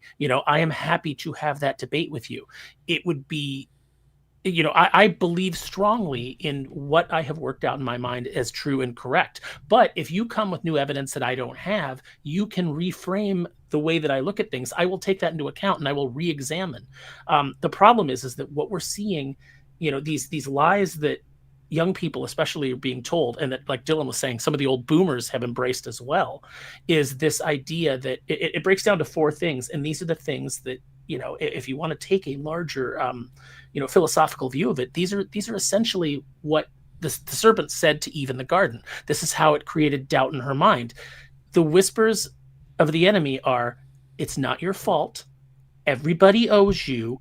You don't have to change. Everybody else needs to change to suit you, and you deserve more. And if those are your beliefs, you're not going to be able to be convinced of anything rational. You're not going to do any self-reflection. Right. And, when we find out that there's a large percentage of the population that walks around and has no inner monologue whatsoever, and that is growing, that is terrifying, because that's where we get psychopaths from. That's where we get sociopaths from. They have no inner monologue. They have no inner, examination. And I think that what this week has, I've never been somebody who's been afraid. I don't live my life with an attitude of fear. But if there's anything that this last week, and all the horrible things that happened, from, finding out that young woman was decapitated, from, seeing that woman stabbed on the train, and now, Charlie Kirk being assassinated, I think that it is crystallized in my mind that it is not enough for us to just be light. We have to actively engage and invade the darkness and chase it away. And so I just encourage everybody to, don't do it do it in a loving way. Be loving, be caring. Recognize that a lot of the people that are on the opposite side of you have bought into a pack of lies, that they have been sold by actual evil people, and just try to do what you can to make this world a better place by engaging in the argument. And there's a lot of people that are very incentivized with money to keep everybody divided and fighting each other and becoming more and more angry at each other. And this is all by design. This isn't by accident, Eric. No, not at all. And it's like George Carlin said, what does it behoove the people in power? Do they need a well-educated, critical thinking populace? No, that doesn't serve their needs at all. What they need is people that are just smart enough to keep running the machines, but not ever be able to get anywhere. And the easiest way to do that is to keep us fighting amongst ourselves while they and their cronies carve everything up, carve this entire world up a little finer amongst themselves. So by being a person who shuts yourself off from any kind of argument or any kind of challenging of your ideas, you are not serving anything but those people that want to hold on to their power at all costs. Whew. That's Very a well lot. said. Way to go. I miss when we just used to be able to talk about comics and say this sucks and that's good. I want to go Are back. you to a that writer so or something, badly. Aaron? That was very eloquent. Wow. I might be. I might. So Josh, might be you read okay with the words. Josh, did you get to read the article where they interviewed Gretchen Felker-Martin? Yeah. What did for you me, come away from that? I came away from this is a person who has no ability to even understand what they did. oh, wrong. 100%. Well, I mean, they blatantly say that they have no remorse for what they posted, and that whatever little remorse they have is just tied to them losing their job. And had they Yes. known DC would have had, they didn't say that they were, had issue with what was said or they're reflecting on it. They blatantly say, had I known DC was going to take issue with this, I wouldn't have posted it. Like, tell me you don't regret anything you just said without telling me you don't regret anything you just said. And here's the problem, and this is what I keep kind of pushing, and this is what it keeps amazing me, is how many people feel justified in praising and celebrating someone's murder. And to me, that is wild. And I knew those people were out there. What's blown my mind is the sheer number of people that I've seen and how much they're standing their ground. I think it's fair for us to say we will get caught up in moments where human beings will say something stupid and afterwards go like, that was stupid. I should not have said that. I apologize. Like, I get you're never going to look at me the same way, but it was me being an idiot. And I'm just telling you right now, I'm an idiot. You're not seeing that. You're seeing people dig their heels in their size 14, 15 heels, if you get what I'm saying, and say, nope, I said it, and I'd say it again. And that's sad. That's bad. So, yeah. Wes, Were you okay with what's up? I was going to say, do you wear a size 14 heel? Is that what size heel you wear? No, Okay. I don't wear heels, but if I did, I'm not sure what girl sizes are, but for boys, it'd be like a 10 and a half and 11. Something like that. What did you think of it, Sully? You were the kinder-hearted, gentler soul on the panel. Mm-hmm. It's just heartbreaking, and well, I'm an amateur theologian. It's one of my things, man, and I'm very self-read. I'm an autodidact, and the similarities with religious orthodoxy and these beliefs of that ideology are really parallel. And it's like there is no reasoning with somebody that has like a real orthodoxy side of faith, whether it's whatever brand of faith you have, you know what I mean? Because you have belief, and it's kind of the same. It's the same. It's not really the same because there's a belief in the divine, and there's a belief in traditions that have been handed down for 2,000, 5,000 years. And then there's a belief in government and the belief that what I want supersedes the will of everybody else. There isn't a religion out there that says what you want is paramount to your existence. I'm saying I would fight you on every step of the way with that one, Sully. I mean, now their fervency in believing this newfangled religion, I would say, okay, maybe there's some parallels there. I think that they've replaced God with ideology, and it has the same. It appears to me to have like it's parallel. It has the same kind of moving parts, especially when it comes to. Except for one has grounded society and civilization, in peace and prosperity, and one is burning down cities, right? And celebrating the death of an innocent man. But I mean, it's like, is it about you can't reason sometimes? You know what I mean? So, and you can't. There is no reasoning with these. You don't think I'm reasonable? No, I think you're very reasonable. I like you. Well, I will tell you right now, Wes is a fervent Christian. I know, and I'm not saying, you know. Well, I don't like you saying I'm parallel to Gretchen Felker-Martin in my beliefs. I'm and not what saying. grounded in. I'm not saying that. I'm saying there I don't is. know. Am I the only one taking it that way? Am I crazy here, Josh? I'm sorry. I was in the I was in the comments. So I was didn't too. fully I hear. can't. I missed a crucial part of this because I was proving. Oh my goodness! All Oh, so like, we're save here now. If I was talking about a red band, you'd be all over me. No, I mean, maybe am I crazy or was he? No, maybe I said that awkwardly. All right. I like that you toss it over to Sully and everyone tuned out. Yes. Sorry. Sorry, Sully, but all I heard was Jeff the Land Shark, and I was like, I was like, oh, time to just He go. stole my name. I'm We're a all fan of history. allowed to believe what we believe, and I fully believe just- that you think that what you were stating was very true and deep. I'm just saying, I think what you just said was so full of shit. It's not. I'm even just funny. saying. But we're still friends. I'm a though. fan of history, and I'm thinking of things like the Inquisition or things like the French Revolution. You know what I mean? When they these or even things like the Ottoman Empire. Just like orthodoxy, the cloistered kind of sets of mind. And it's How was the French Revolution based in orthodoxy? well, it's just the It was the breaking down and the destruction of the monarch and replacing it with an free press ideology. that brought in the terror and then the Great Terror. That was afterwards and was beheading people, whether Right. they thought they did something or not, just to instill terror in everybody so nobody would speak against them. That sounds very familiar. What's Yeah, but none of that was based on the church. That was them going against the monarchy that was based in the church. Right? Yes. I did hear Sully say one thing that I think that resonated with me as I was half paying attention, but he said that people have replaced God and they've replaced it with politics. They've replaced it with their identity, and it just reminds me of the fact that everybody, whether you claim to be an atheist or not, everybody worships something. It could be sex, it could be money, it could be ambition, it could be your identity, it could be it could be politics.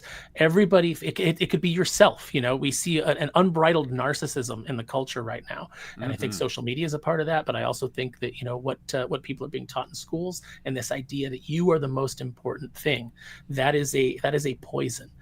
What you need to understand is that we live amongst other people, and we're very fortunate to have like one of the best chats I think that's out there. We've got a lot of really good thinking, good-hearted people, and it is your job in a society to look out for other people.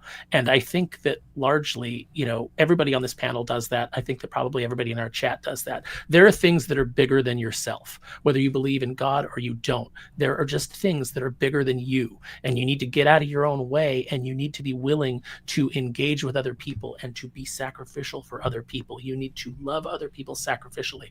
I do a lot of things that I don't want to do. I would rather stay home, but I do them because it helps somebody else. And I don't think I'm great for doing that. I think that's just what you do. That's what I've been taught to do by my dad. And I see a lot of these people out there, and it is Charlie Kirk was absolutely right about one thing. The breakdown of the family is what is causing a lot of this. A lot of these people that you see raging, a lot of these people that you see bitter and unhappy, and people like Alex DeCampi, who, by the way, absolutely contributed to the suicide of Ed Piskor. Let's never forget that. Was one of the first people out the door to go out there and defend Gretchen Felker-Martin. This is fatherless behavior.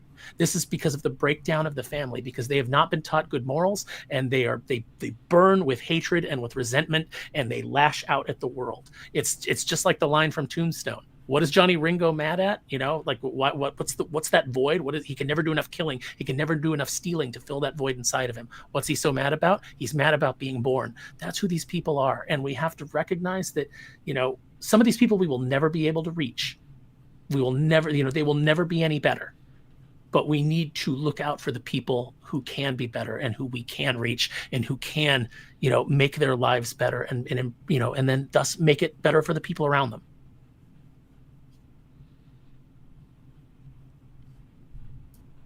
But Again, you must be a writer. I mean, Jeff the Landshark and Red Bands. I mean, just trying to lighten the mood A little bit of levity. But Sully speaking of Red soundboard. Bands, Damn it, Sully! I was trying to take the heat off of you, you son of a bitch. thank He you. put it No, right I mean, back on him. Glutton for punishment. The heat keeps me warm at night. Come on, guys. I love it. I will say, and this has come out recently, that I'm seeing a lot of people with discourse concerning the Charlie Kirk thing of going like, oh, because of his Christian beliefs, he hates gay people or trans or whatever, or oh, he doesn't support gay marriage. Because of my Christian Therefore, beliefs, I don't hate anybody. Well, and that's what Wes. That's what I was about to say. Like everyone knows I think most of y'all know everyone on the panel knows that I'm gay. Wes has never. I know, shocking. It's the big reveal. I didn't know. I didn't. Oh, hey Jeff, I'm gay. Cool, man. I like you just Wes, the same. Wes has never treated me. Wes has never treated me with any ounce of disrespect. The dude has helped give me a platform multiple times. He's encouraged me in multiple ways, and he's treated me like a friend. When he came to Dallas, I was so excited to meet Wes, and then I got fucking sick. He was pissed. But yeah, I didn't treat you like a friend. You are my friend. And there we go. That is the point.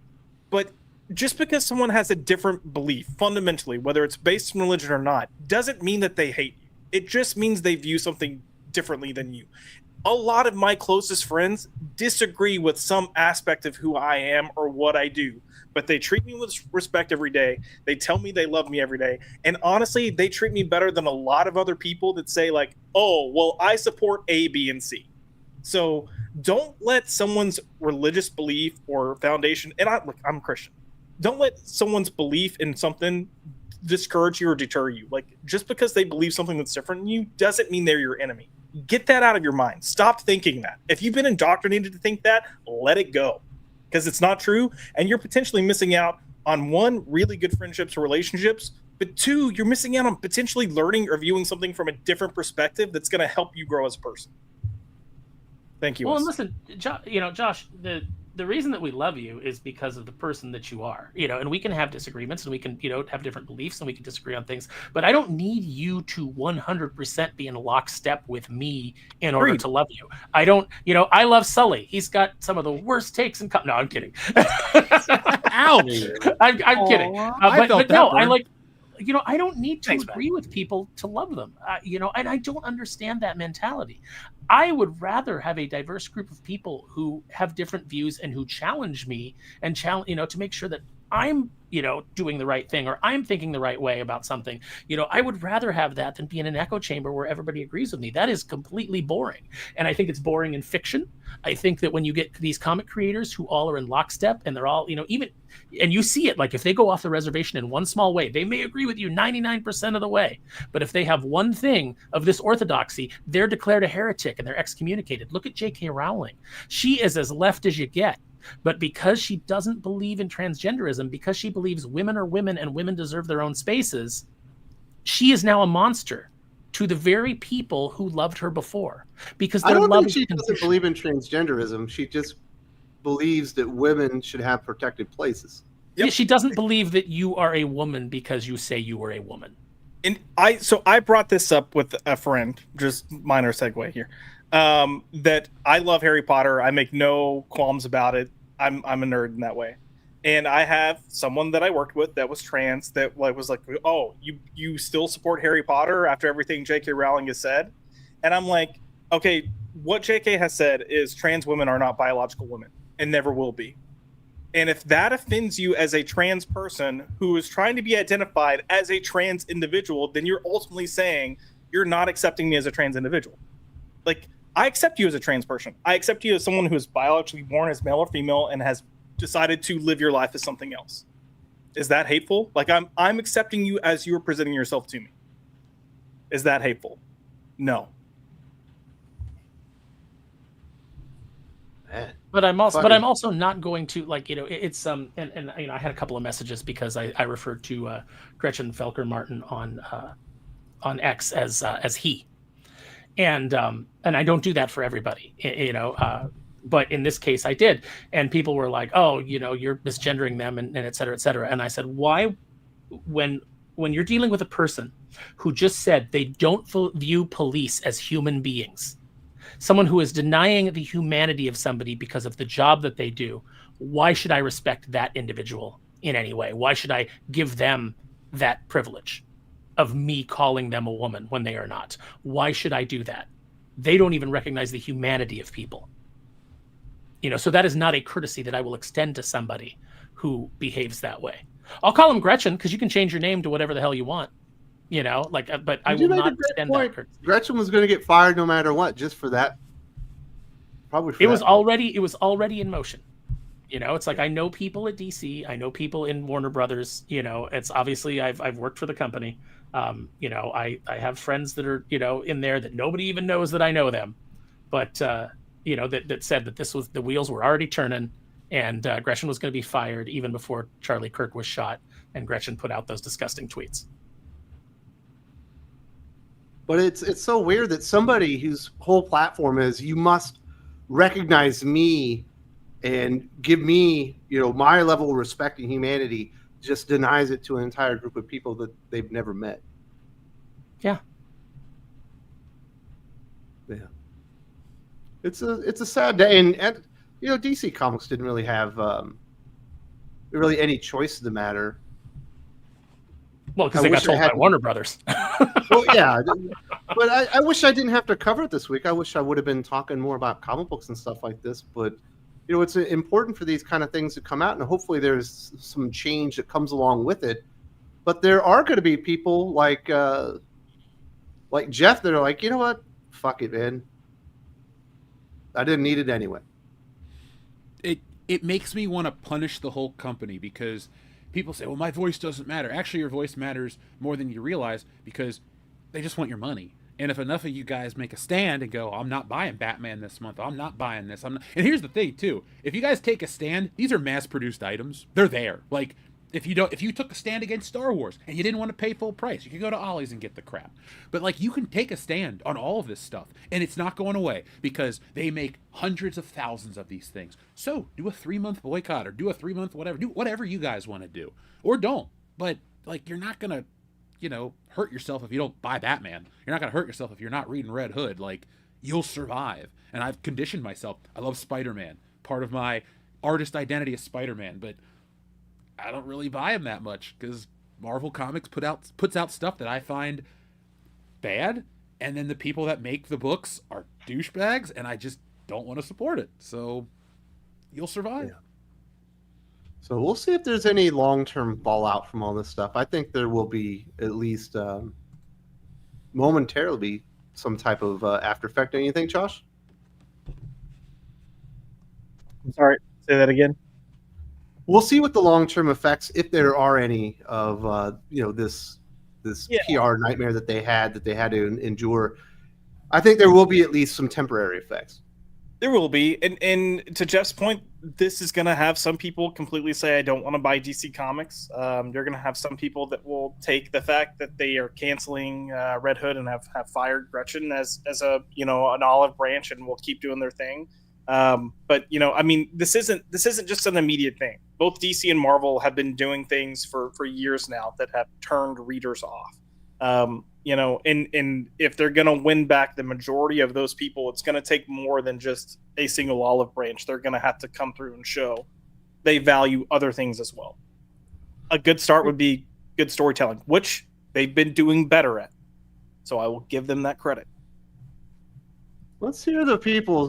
Thank you very much to Mac for supporting the channel. Really appreciate it. Scumbag Boogie says, Josh, Aaron, preach. Rather than dehumanizing each other, when are we going to treat each other like human beings? I think the majority of people are not radically either side. Better angels. No, I think you're seeing a lot of that. I think that, like I said, the one thing that's coming out of this tragedy, and the one thing that comes out of every tragedy, is that you see that good people do pull together. Good people, it happened during 9/11. It happened anytime there's a big tragedy. Anytime you see something, you start to feel like, maybe we aren't going to make it. Maybe humanity is not worth, is not worth saving, is not worth, putting any faith in. And then you'll see something like there'll be a big accident, and you will see people risking their lives to help other people. You'll see people running into the danger. Those are the good people that you you need to hold in esteem. Don't let these demons drag you down. You know, there's always going to be bad people. There's always going to be selfish people. There's always going to be murderers and rapists. And you know, it's just the human condition is broken and flawed. But there are so many people that when the hour comes, step up and do the right thing.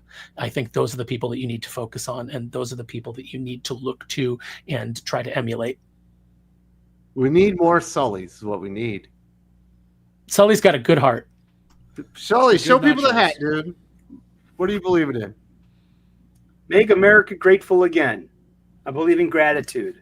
I believe in, and just for the record, I grew up Catholic. My family is Catholic. Sorry, my mic was muted. Is it Make America Grateful Again? We heard you. Oh, okay. You Oh, said your really? family was Catholic? Yeah, you Yeah. said your family was Catholic and then you stopped. Oh, sorry, because I saw that my mic was. I had the thing. Sorry, but no, I don't have any false impressions about anyone's individual faiths, especially Christianity. So this, someone in the comments section said that, and it's like, I think you were just wording what you were trying to say.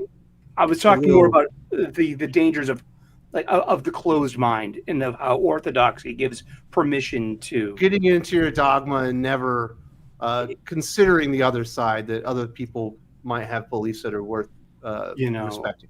I get what you're saying. So And it's I like, yeah, I mean, but I'm an ordained minister. I'm an amateur theologian, and I'm also a history buff. So I mean, history literally has examples of what that does, and especially, and I'm more speaking of other non-Western cultures.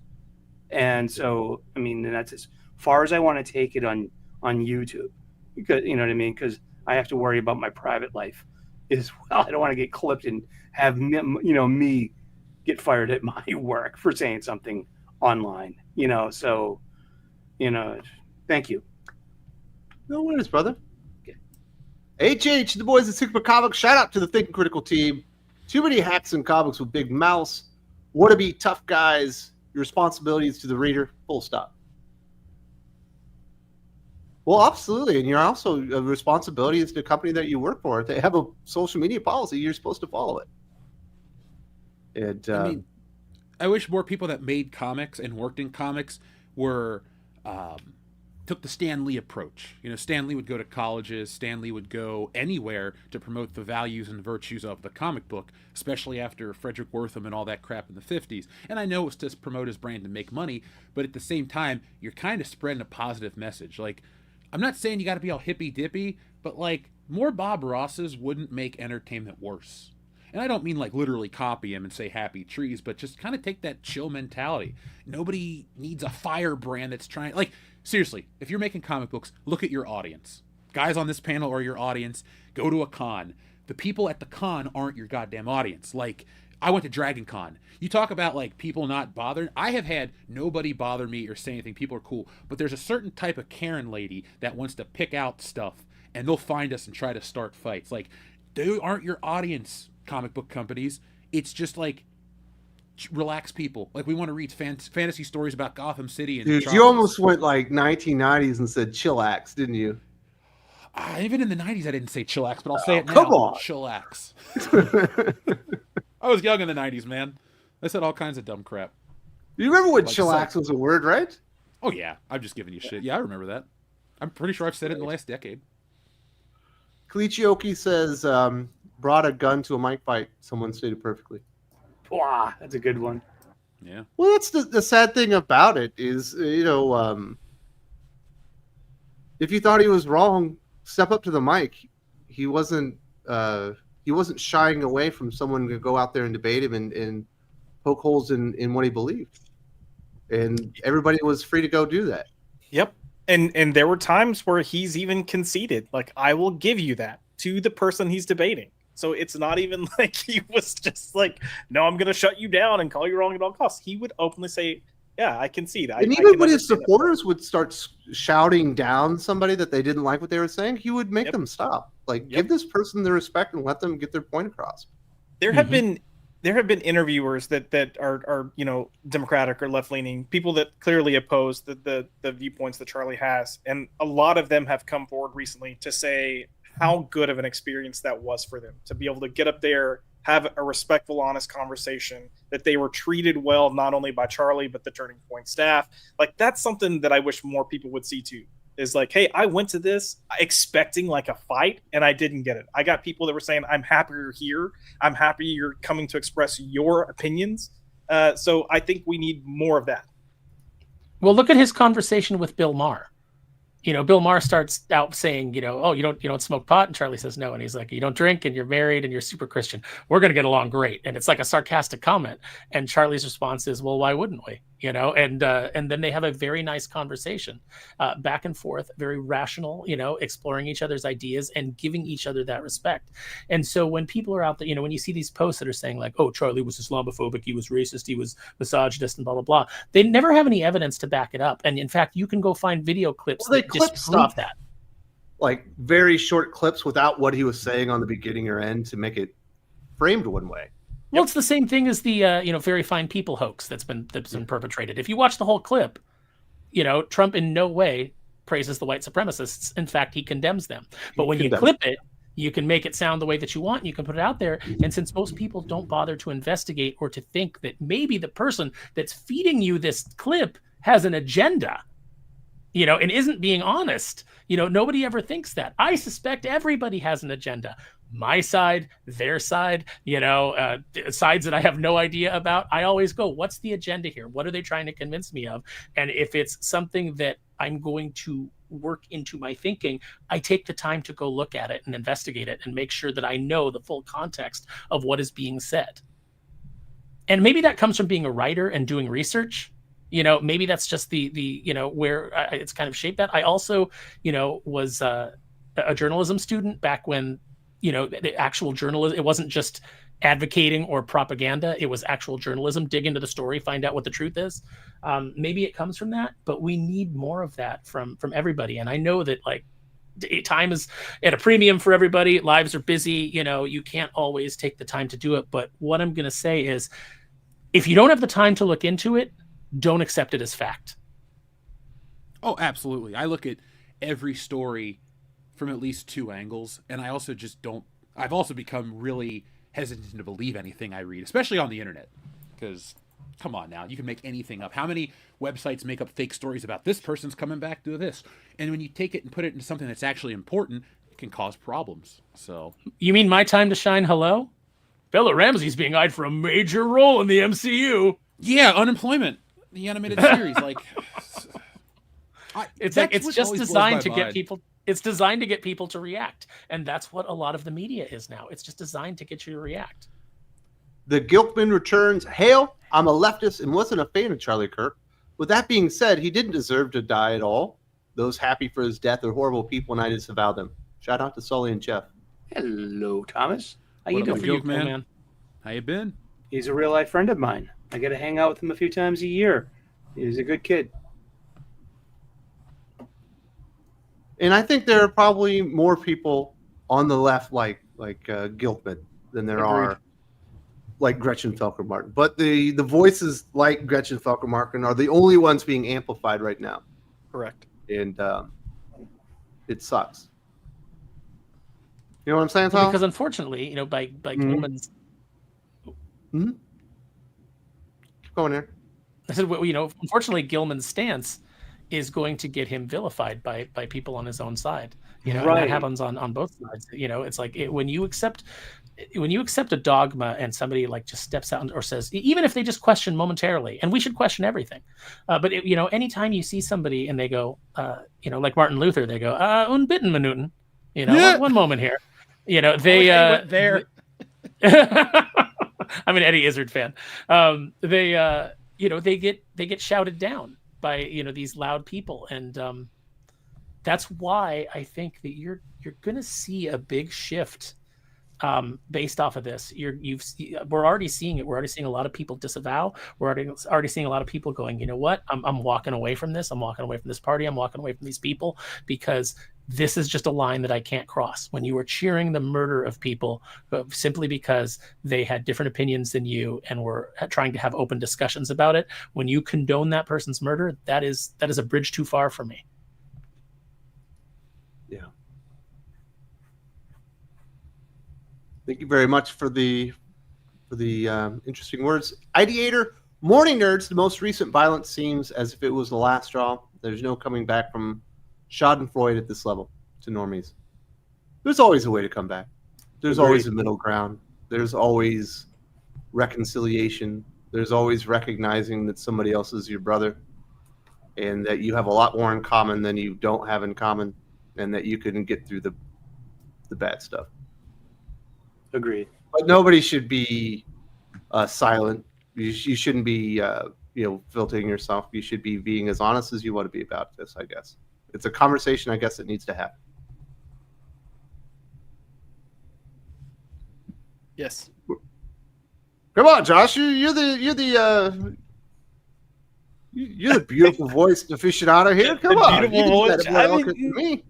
Yeah, look, I will agree that there is a last straw feeling, and I think some of that comes to, for a lot of people, Charlie Kirk, while he's getting labeled as an extremist, is anything but. I think he is probably the most reasonable take with people that were considered conservative and had platforms. So I think for a lot of people, this is definitely personal. The hey, let's have a conversation guy just got murdered for wanting it's hard to have to not take it that way, though. Exactly.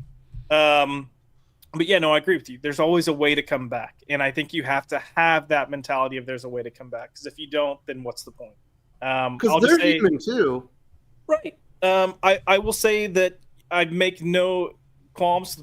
Buffy Angel are some of my favorite shows. Angel in particular, I love what that show stands for. And there's a line in season 2 that says, if nothing we do in this world matters, then all that matters is what we do. So that's my answer to this. Yeah. So I guess we'll get some comic book talk in before we head out for the day.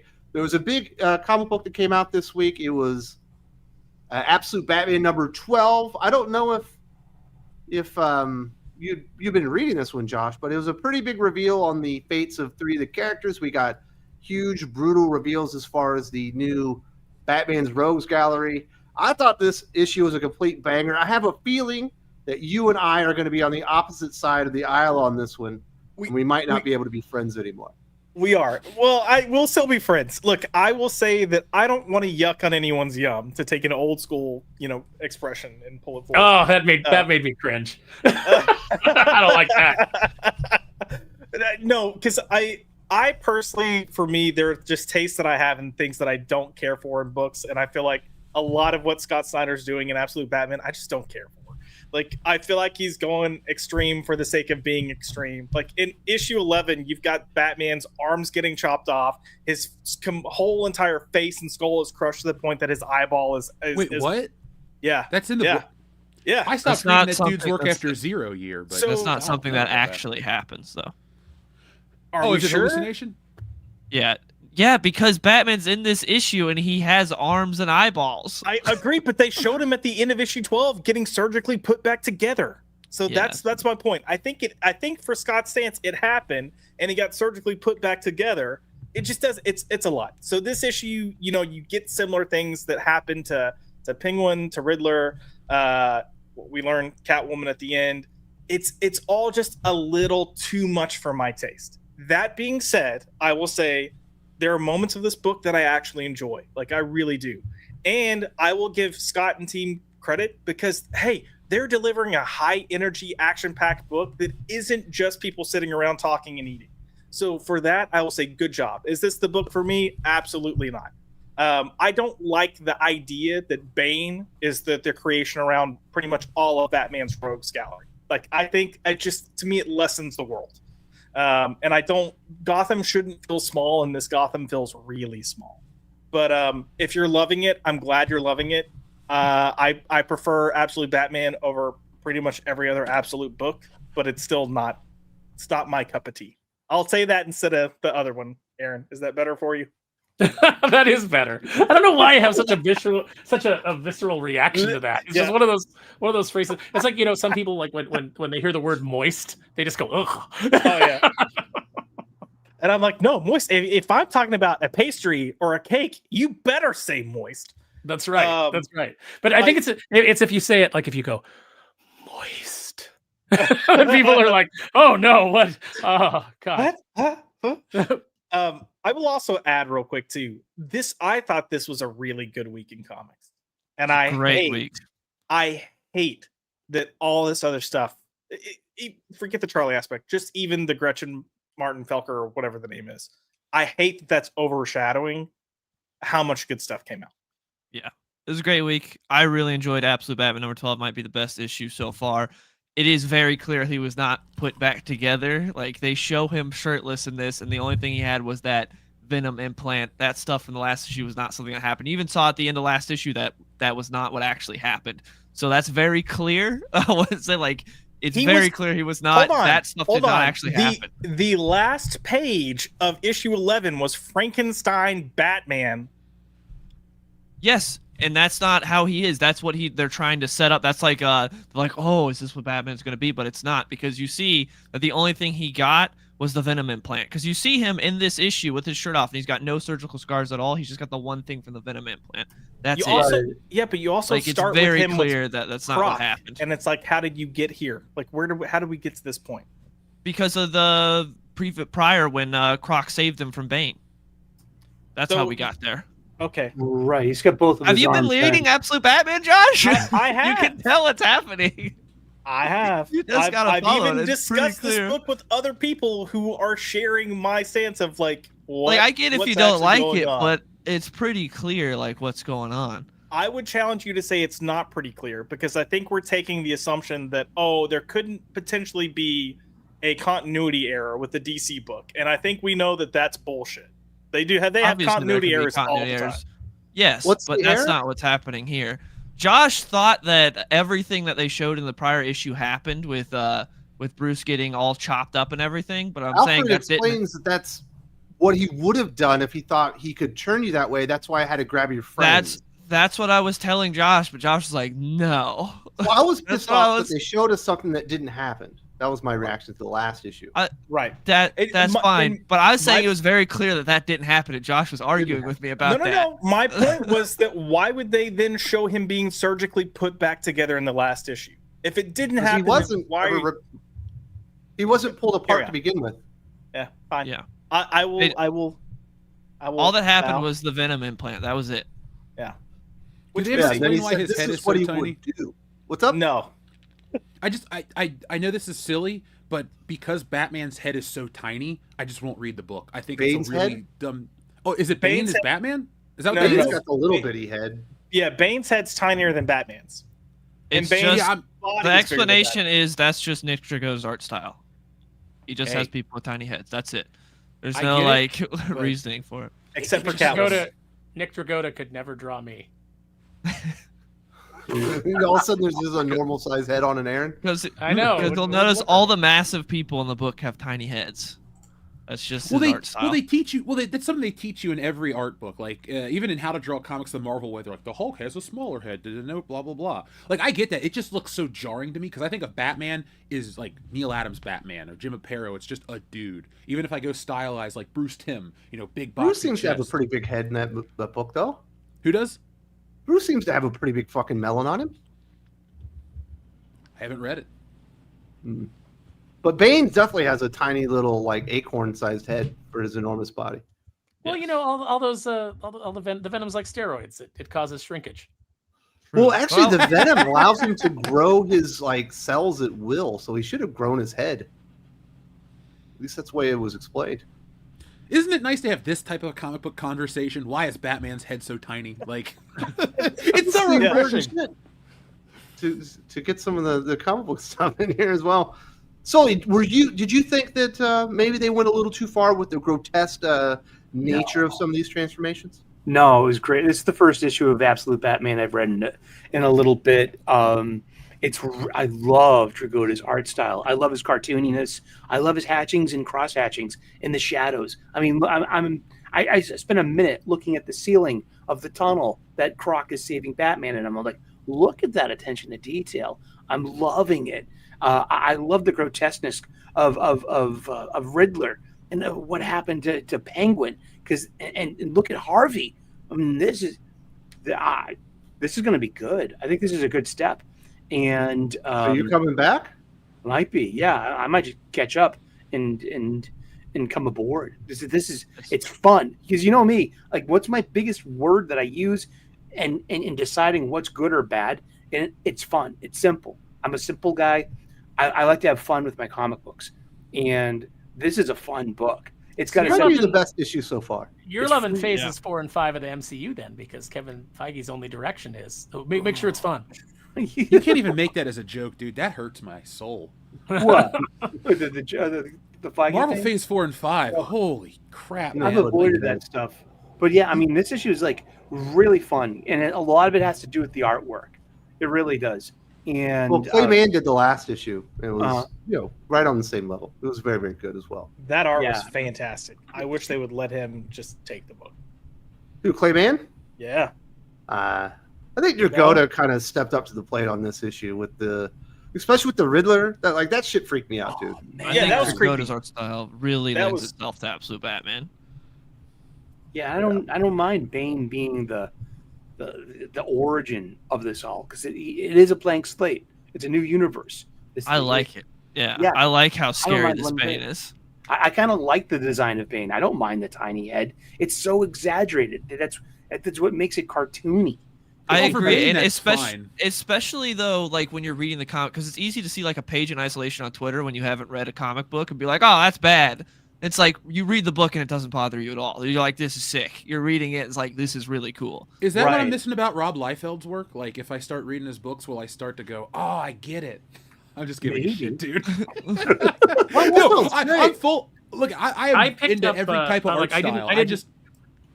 I didn't buy it, but I at the comic shop this week, I picked up Youngblood #3 and flipped through it and was reading some of the pages, and I was like, hey, some of this dialogue is actually decent and makes sense. And then I was like, there's no way that Rob wrote this. Yeah, and then I flipped to the front and I saw that Joe Casey wrote the script. So he's basically going in over, whatever it is that Rob feels like drawing, and is, trying to put a coherent story together. Yeah, so I was personally on board, and it was just a really good week. Outside of comic books, it's kind of sucked. But Sully, this week was like fucking wall good books. I had fun. I had a lot of good comics this week. Transformers was amazing.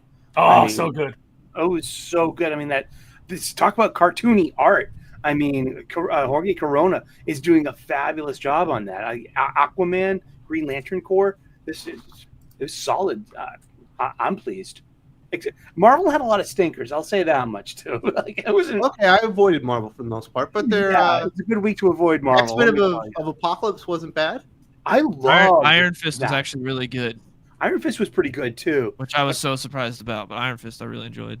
Like, I was a huge fan of the original Age of Apocalypse 30 years ago. Big fan. Over the moon on that. So X-Men of Apocalypse Alpha #1 from this week. It's got Simone DeMeo doing art, and it really has this Chris Bacalo kind of feel to it, man. And we get Blink back. That's when Joe Mad with brighter colors. Yeah, I'm really loving it. It's good to see Blink. It's good to see Morph. It's good to see Wild Child, and it's good to see this Age of Apocalypse group. And they're like, "Why are we back?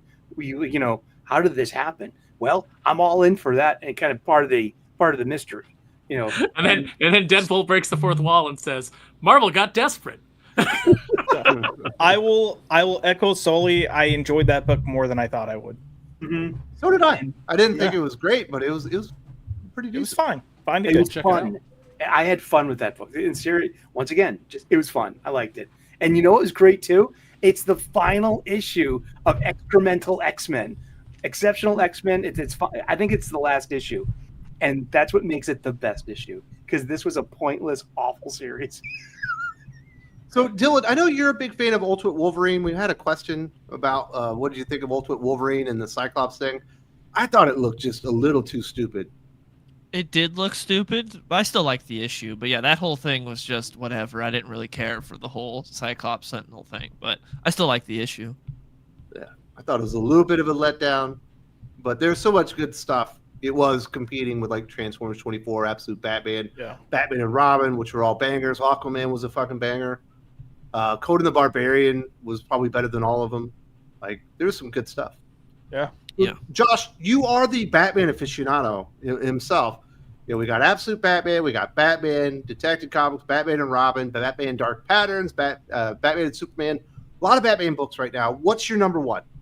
Right now, as far as ongoing, Batman Dark Patterns is probably my favorite. You think that's you put that one over Batman and Robin? We've only got one more arc. Makes me sad. I know.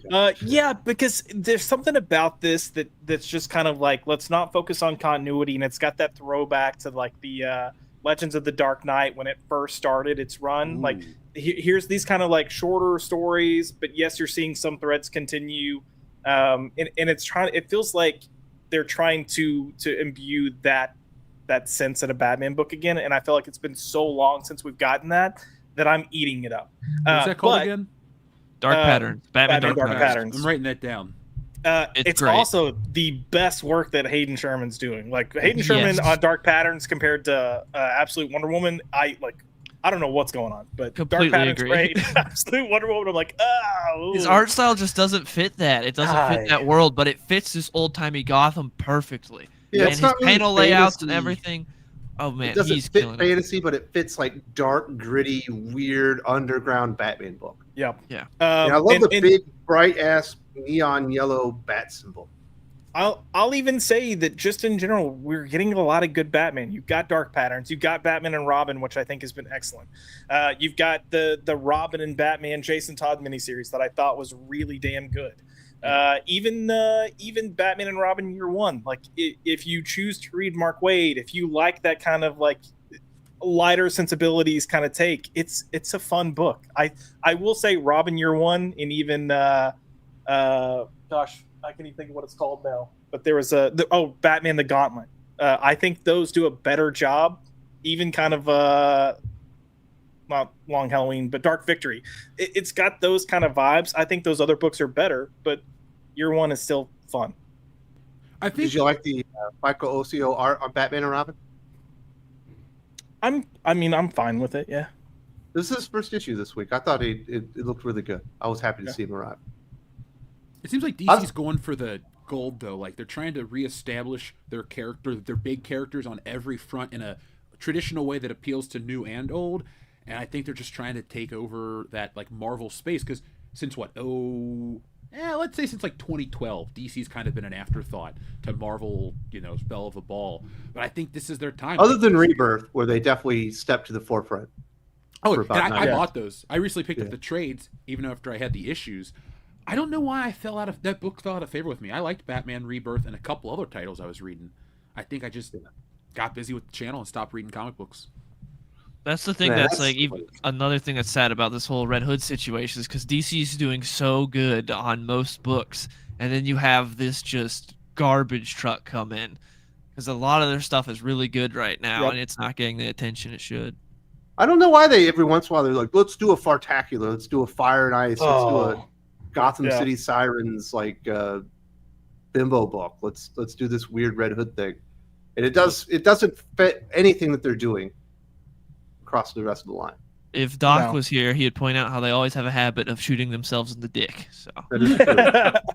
Yeah, and look, I'll say I actually read that issue, Red Hood. It was fine. It was fine. There's nothing I hated about it. It was fine. That's the best thing I can say. That's how I felt about it too. It was like a 5 out of 10 book. The artist, I can't think of the artist's name, so I feel really good.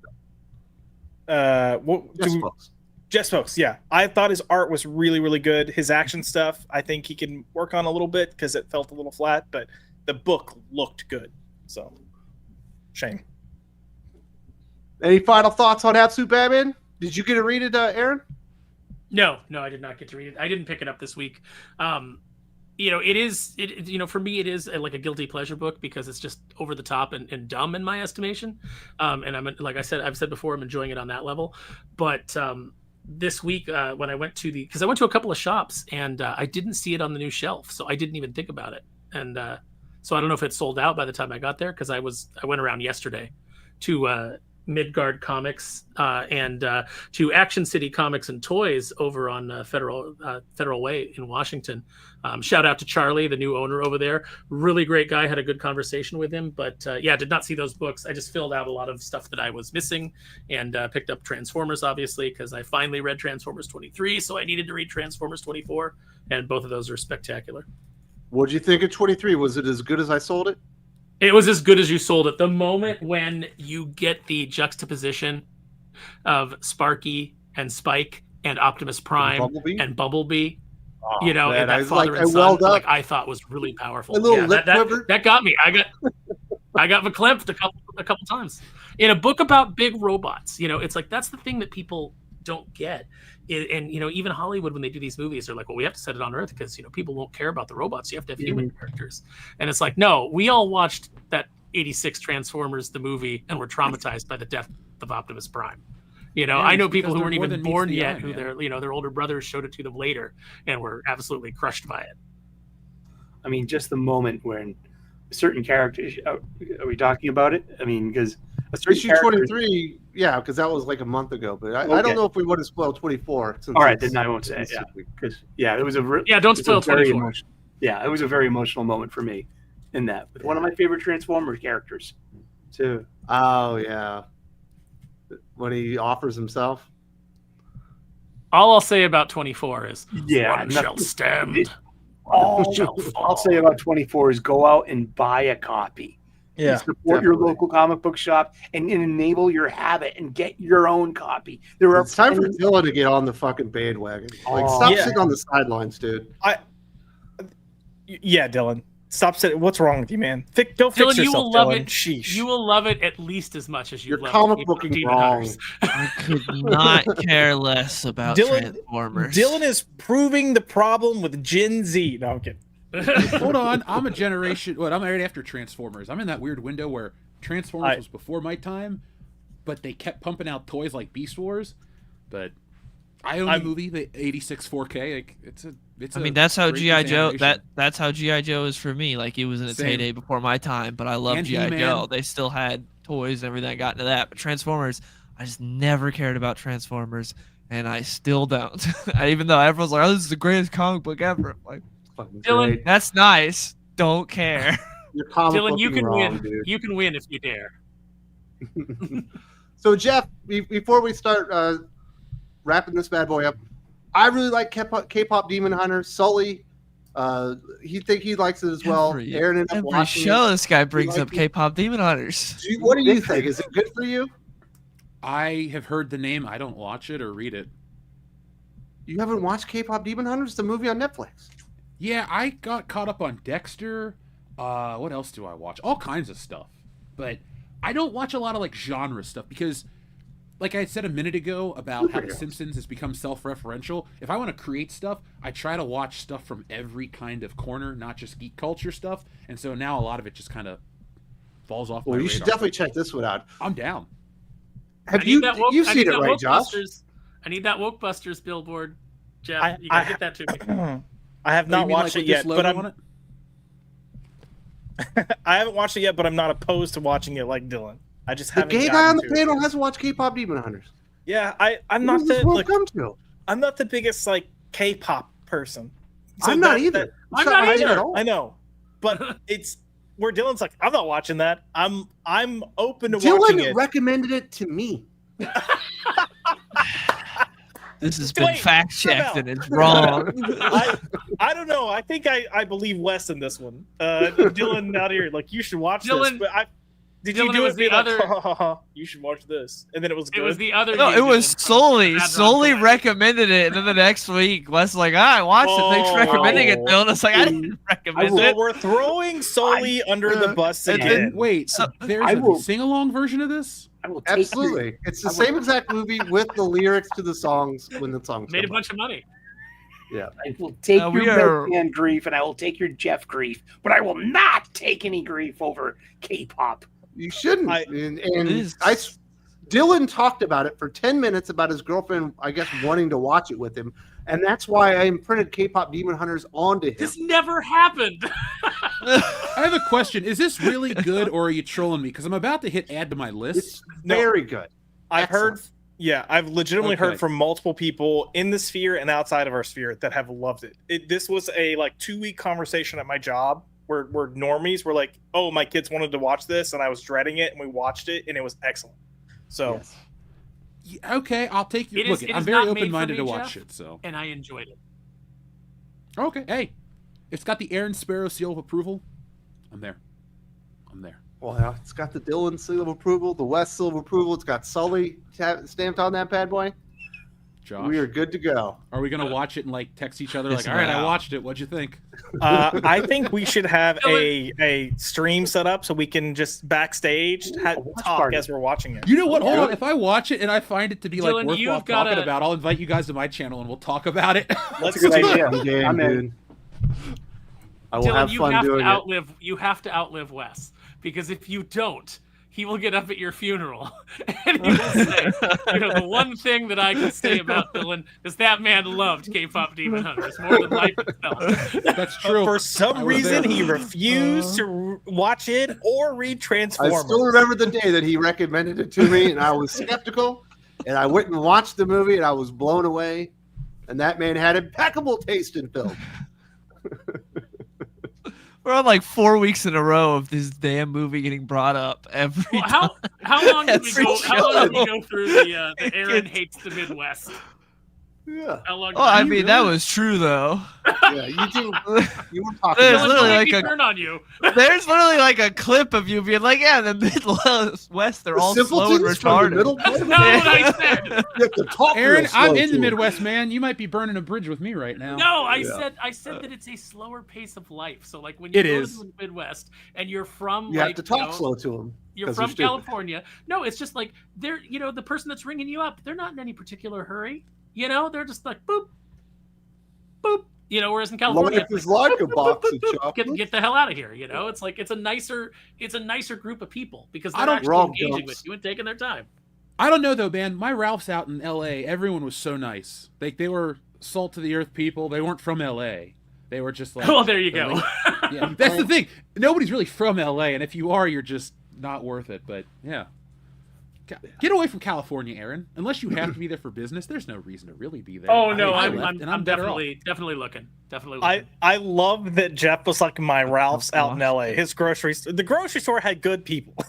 It did. The cheese No, guy was great. Mr. T was there regularly. There were some cool people at the grocery store. I'm not gonna Wait, take a shit on which- Mr. T. Jeff, Which Ralph's would you go to? The one on Ventura. I mean, I don't live there Okay. anymore. I lived across the street from it. Because if I would have said which Ralph's, you could have seen my apartment. I lived above Oh, a yeah. place, and I'm like, there it is. So now that I live 3,000 miles away, yeah, Ventura Boulevard. Mine Jeff, mine I was asked the like guy- La Brea and Fountain. When I asked the guy if Mr. T would ever come back to the Ralphs, he said he didn't know. You got to talk. If you go to the Ralph's on Ventura, ask for Josh. He's this southern dude who's his wife is a makeup artist in Hollywood. She she was either nominated for an Oscar or won an Oscar when we were out there. And he was on cloud 9. But that is the coolest dude. That's cool. Very nice. Let's hear for the peoples and start wrapping this up. Eddie Brock says, has Dan Slott said anything about the Charlie Kirk thing? I'm blocked. I have no idea. I haven't gone out of my way to go and find these things. They kind of found me. Mhm. But I imagine that he didn't, or there would be an article by somebody. I also imagine everyone on the panel is blocked as well. Hold on, let me look. I've never interacted with Dan You got Slott that once. right. I know I think he's am. only and on Facebook now, right? Or is he still on Twitter? I don't think he actually tweets anymore. Dan Slott is probably smart enough to sit this one out. I think I you're giving don't a lot like of credit his to work. Dan Slott. I think it was probably laziness, and then he saw the backlash and was like, "Oh, even if maybe I that- won't say anything." Yeah. I am not Carlito's- blocked by Dan Slott. Did he chime in on it? Let's see. Oh wait, never mind. Further down, he's blocked me. I don't know you, Jabroni. You I are guess he blocked heard. because you- I guess he heard my takes on his work. You are the single most detrimental person to Spider-Man ever. I hope your work disappears because you contributed nothing positive. That's how you No lay it doubt. into this guy. Sorry, that was my rant. That's over. Carlitos Figueroa, in an ever-changing world, It's now more important to hold on to the core values of morality, decency, and acceptance taught by the people who are role models in what we read in fiction. Agreed. Cool. ELE, everybody love everybody. That's my mantra from was it Semi-Pro, that Will Ferrell movie? There's a moment in in Kneel Before Doomface that basically spells that out. Sully, you would know because you read it. How was the onomatopoeia? The onomatopoeia was great. The jokes were clever. Was it world class? It was world class. So everyone's gonna enjoy Doomface. I'm gonna tell you, my greatest criticism about it is I wanted more. Seriously, it was that good. I liked it, and I'm looking forward to more. And I told you to be savage. I told you not to pull any punches when you read the review copy. Yeah, exactly. And I didn't. I said I want more. I feel like the old guy in Family Man. Now I want more. Aaron Sparrow's greatest weakness as a writer is he can only write so much. That's true. I can only afford to give you so many pages at a time. Can you go back and just rewrite all the books? Like, I like All of Ian them. Fleming, but I want to see Aaron Sparrow's James Bond 007. But Actually, I want to write my own James Bond books. You can have Lord of the Rings. I'm gonna Okay, back I up mean, with- I can't improve on Tolkien though. There's nothing No. there that I can do. It's already perfect. I got nothing bad to say about the dude. Like, he's a legend. I'll back up with Tolkien, Carly another Cook. man grounded in morality, decency, and acceptance that you can definitely learn from. Exactly. Like I learned from fiction, from Star Trek, IDIC, and infinite diversity are infinite combinations. And that is something I'm going to take with me all my life and for the rest of my life. And that is the power. That's the power of positive fiction. And Jeff, I think that's one of the things that's missing from modern entertainment, and you're definitely going to find it in K-pop Demon Hunters, are those universal truths that are the foundational elements of a lot of stories that obviously stand the test of time. They're a lot of times just completely absent now. Dude, that's the theme of Wokebusters. Like, everybody thinks it's about shitting on female Ghostbusters, but it's kind of that, like, core everybody unify thing. I was like, Aaron, is that part of Doomface? Because I feel like if you, like me personally, if I'm making a commentary on popular culture or society, like, I want the best outcome. I'm not, this isn't a Twilight Zone where you get on the spaceship and it's a cookbook, like, type of thing. Mm-hmm. Yeah, it's there's an A story and a B story to Kneel Before Doomface, and eventually the two of them will converge. There's Doomface's story, which is the villain side, and then there's Spam and Iggy, which is the hero side. And that's the moment that you get in the first book, because if anybody's ever read anything by me, I try, whether it was my Darkwing run or even working on like Death Rage and Miss Meows, I try to inject some heart into the book. And so Iggy and Spam are or Iggy in particular, who is the character with the heart of gold, is the moral center of the book. So Sparrow, TMF979 says, how do I get a hold of Doomface? There's a link in the video description, and you can still get like a last minute purchase, right? You can still slide in just under the wire, because I'm actually, after this, I'm meeting with Murphy. We're looking over all the production files, just doing our final pass, make sure everything is correct, all the indicia is correct, the credit page is correct. We're doing like that. We've been over it multiple times, and I think that we have found every single thing that that could possibly be found to be corrected. And my hope is to get it off to print next week. Yeah. So and once we go to print, the days left. But once we go to print, we finalize the numbers today. We go to print. So definitely get your order in. And once we go to print, everyone will get their digital copy early. You can read it or not, or wait for your physical copy, but you will have it to see the book is complete, to read it if you want. If you can't wait and you want to get in on it. Very nice. Can people still get Wokebusters if they're interested in that, Jeff? Oh, God, yeah. I have a website, wokebusterscomic.com. I'm kind of bad, though. I only have the one cover up, but there are only a couple hundred copies of Wokebusters left, and then it's done.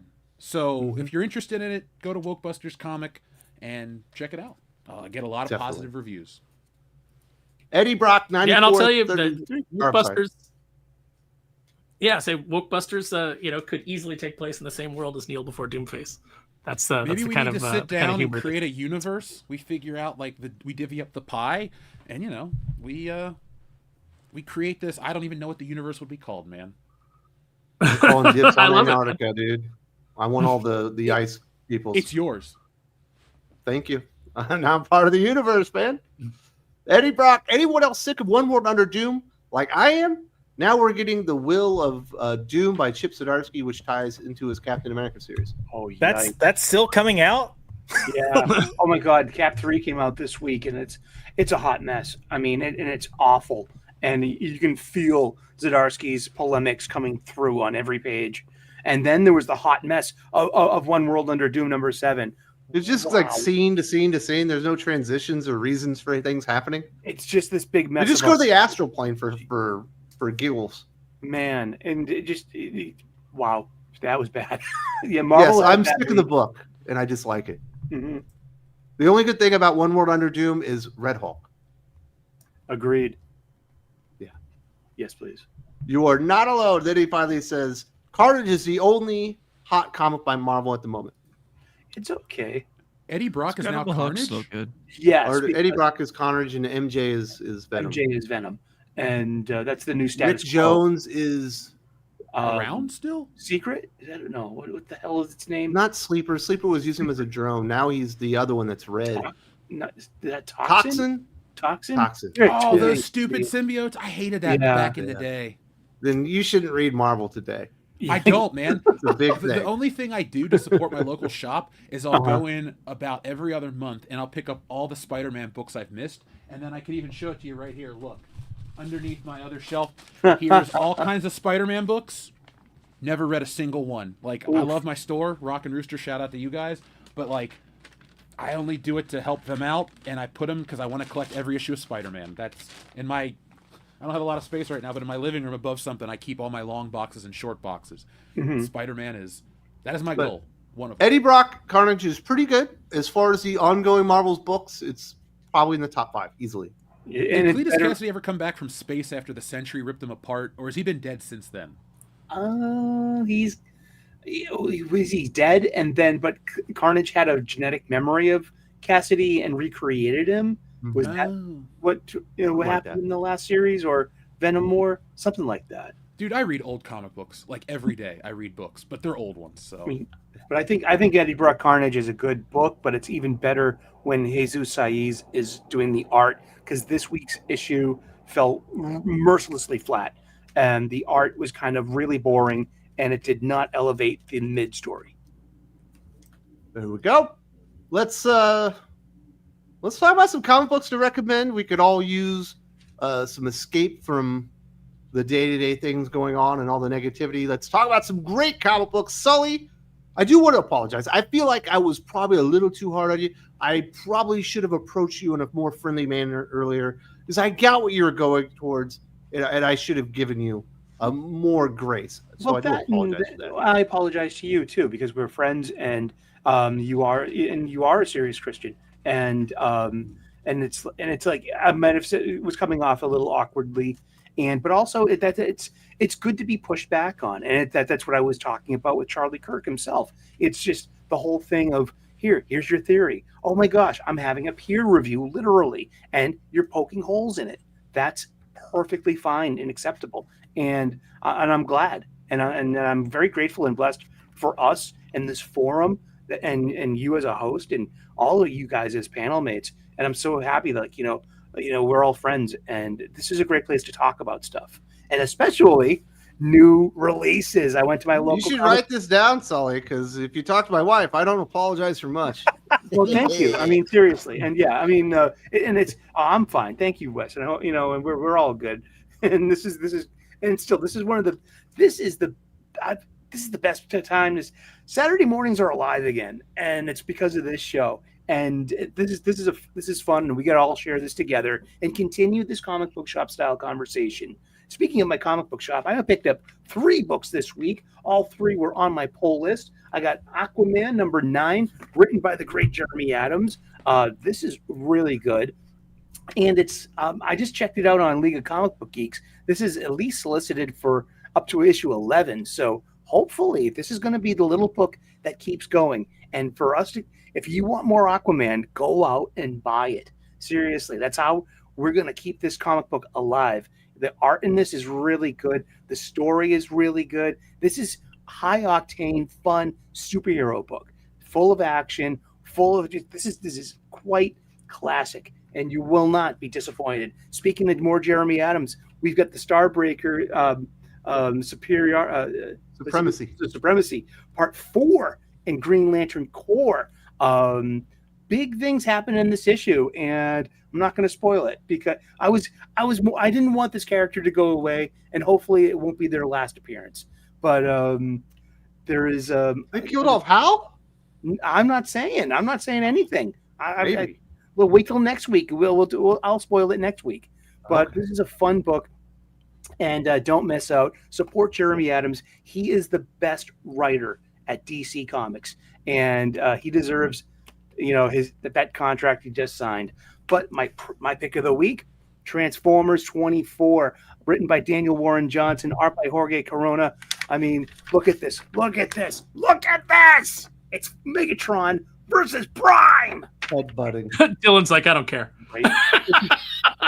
This wraps up Daniel Warren Johnson's 2-year run. It's been 2 years, and it just flew by. But this is a really good book. Unexpected, turn at the end. I really liked it. I had to read it a few times. The first time, I was kind of like, "What just happened?" And then I gave it a second and third read, and I was like, "Wow, this had a lot of emotional resonance for me." And there's a certain point in this at the turn, and it had all the feels for me. I dropped that in the private chat, so the boys know what I'm talking about. But I'm so hooked into this, and I guess starting next issue, it's Robert Kirkman, Dan Mora, and I guess more interweaving with the Energon universe as we know it with G.I. Joe, Mask, and probably Void Rivals, because Kirkman's writing that too. So let's keep it going. Energon universe is a great reason to keep buying comic books. And thank you to everyone out there in the chat too. Seriously, the best live chat in the world every Saturday right here talking about comic books. Thank you all. Seriously. Do you guys think I look like Jeremy Renner from The Town? Is that what he's talking about? You? Maybe a little bit. If you squint hard enough, I don't see it at all. Exactly. You turn around backwards. Yeah, you kind of look like Jeremy Renner. If you put on a Jeremy Renner mask, you look just like him. You know what? Blake Lively's accent was terrible, but she was the perfect Charlestown girl. She was a townie chick. I was totally sold on it. I think we all were. All right, Jeff, you got any comic books that you want to recommend or the word out? You got any big streams or shows you got coming up? I don't read a ton of new stuff, so I couldn't tell you. I could tell you the virtues of Spider-Man 287 if you really wanted to hear that. Whatever you want, dude. Well, as you guys know, I'm just a Spider-Man diehard, to the point where I can tell you who inked the books and who did random shit. I really like the character. But I'll tell you this, I'm a comic creator, and we got Stealing Solo 2 coming out, and we want to break every record, and we're going to, so follow the WCBS channel for that. But in terms of content, we just dropped a video, my response to Star Wars Theory. He said something, I responded back. So if you want to hear my take on that, check it out. Tit for tat? What do you mean tit for tat? When you respond, someone says something tit for tat. I responded. I went back and responded to everything. So check it out, folks. I'm not going to tell you exactly what I said. Did you yuck his yums? You gotta watch the video, man. You think I'm going to pull the fucking pins and needles now? Watch it, and I will. You'll be resolved. And I think it's like a 12-minute video. By the 12th minute, when it ends, you'll know exactly how I feel, folks. It's Saturday. What else are you gonna do? Thinking Critical's over. This Comics Aficionados stream is over, so you got the whole day to celebrate. Check out some world-class content, but make sure you guys come back next Saturday. I won't be here, but it's gonna be another great show. So thank you guys for having me. I miss geeking out about comic books a lot, because nobody in my sphere, everybody's supportive. People check out the book, people buy them, they love them, cool. But maybe sometimes I want to talk about I don't know, Vince Coletta and how he ruined Jack Kirby artwork, or just a little weird shit like that. So it's good to be among friends. To do it, dude. Yeah. Did you ever make it to that house? You were supposed to go to some house that was in a movie. Oh, Goonies! Yeah, I went out to Astoria. God, that was 3 months ago, man. This has been the craziest summer because I've been to Oregon. I went to Atlanta 2 weeks ago. That's why you couldn't see us in Dallas, because you were going to be at the Goonies house. It was great too. We went to the last Blockbuster while we were out there in Bend, Oregon. We went to the hotel from The Shining. We were going to go to Faber College from. I thought the hotel from The Shining was in Colorado. The interior stuff is. The exterior is shot out there.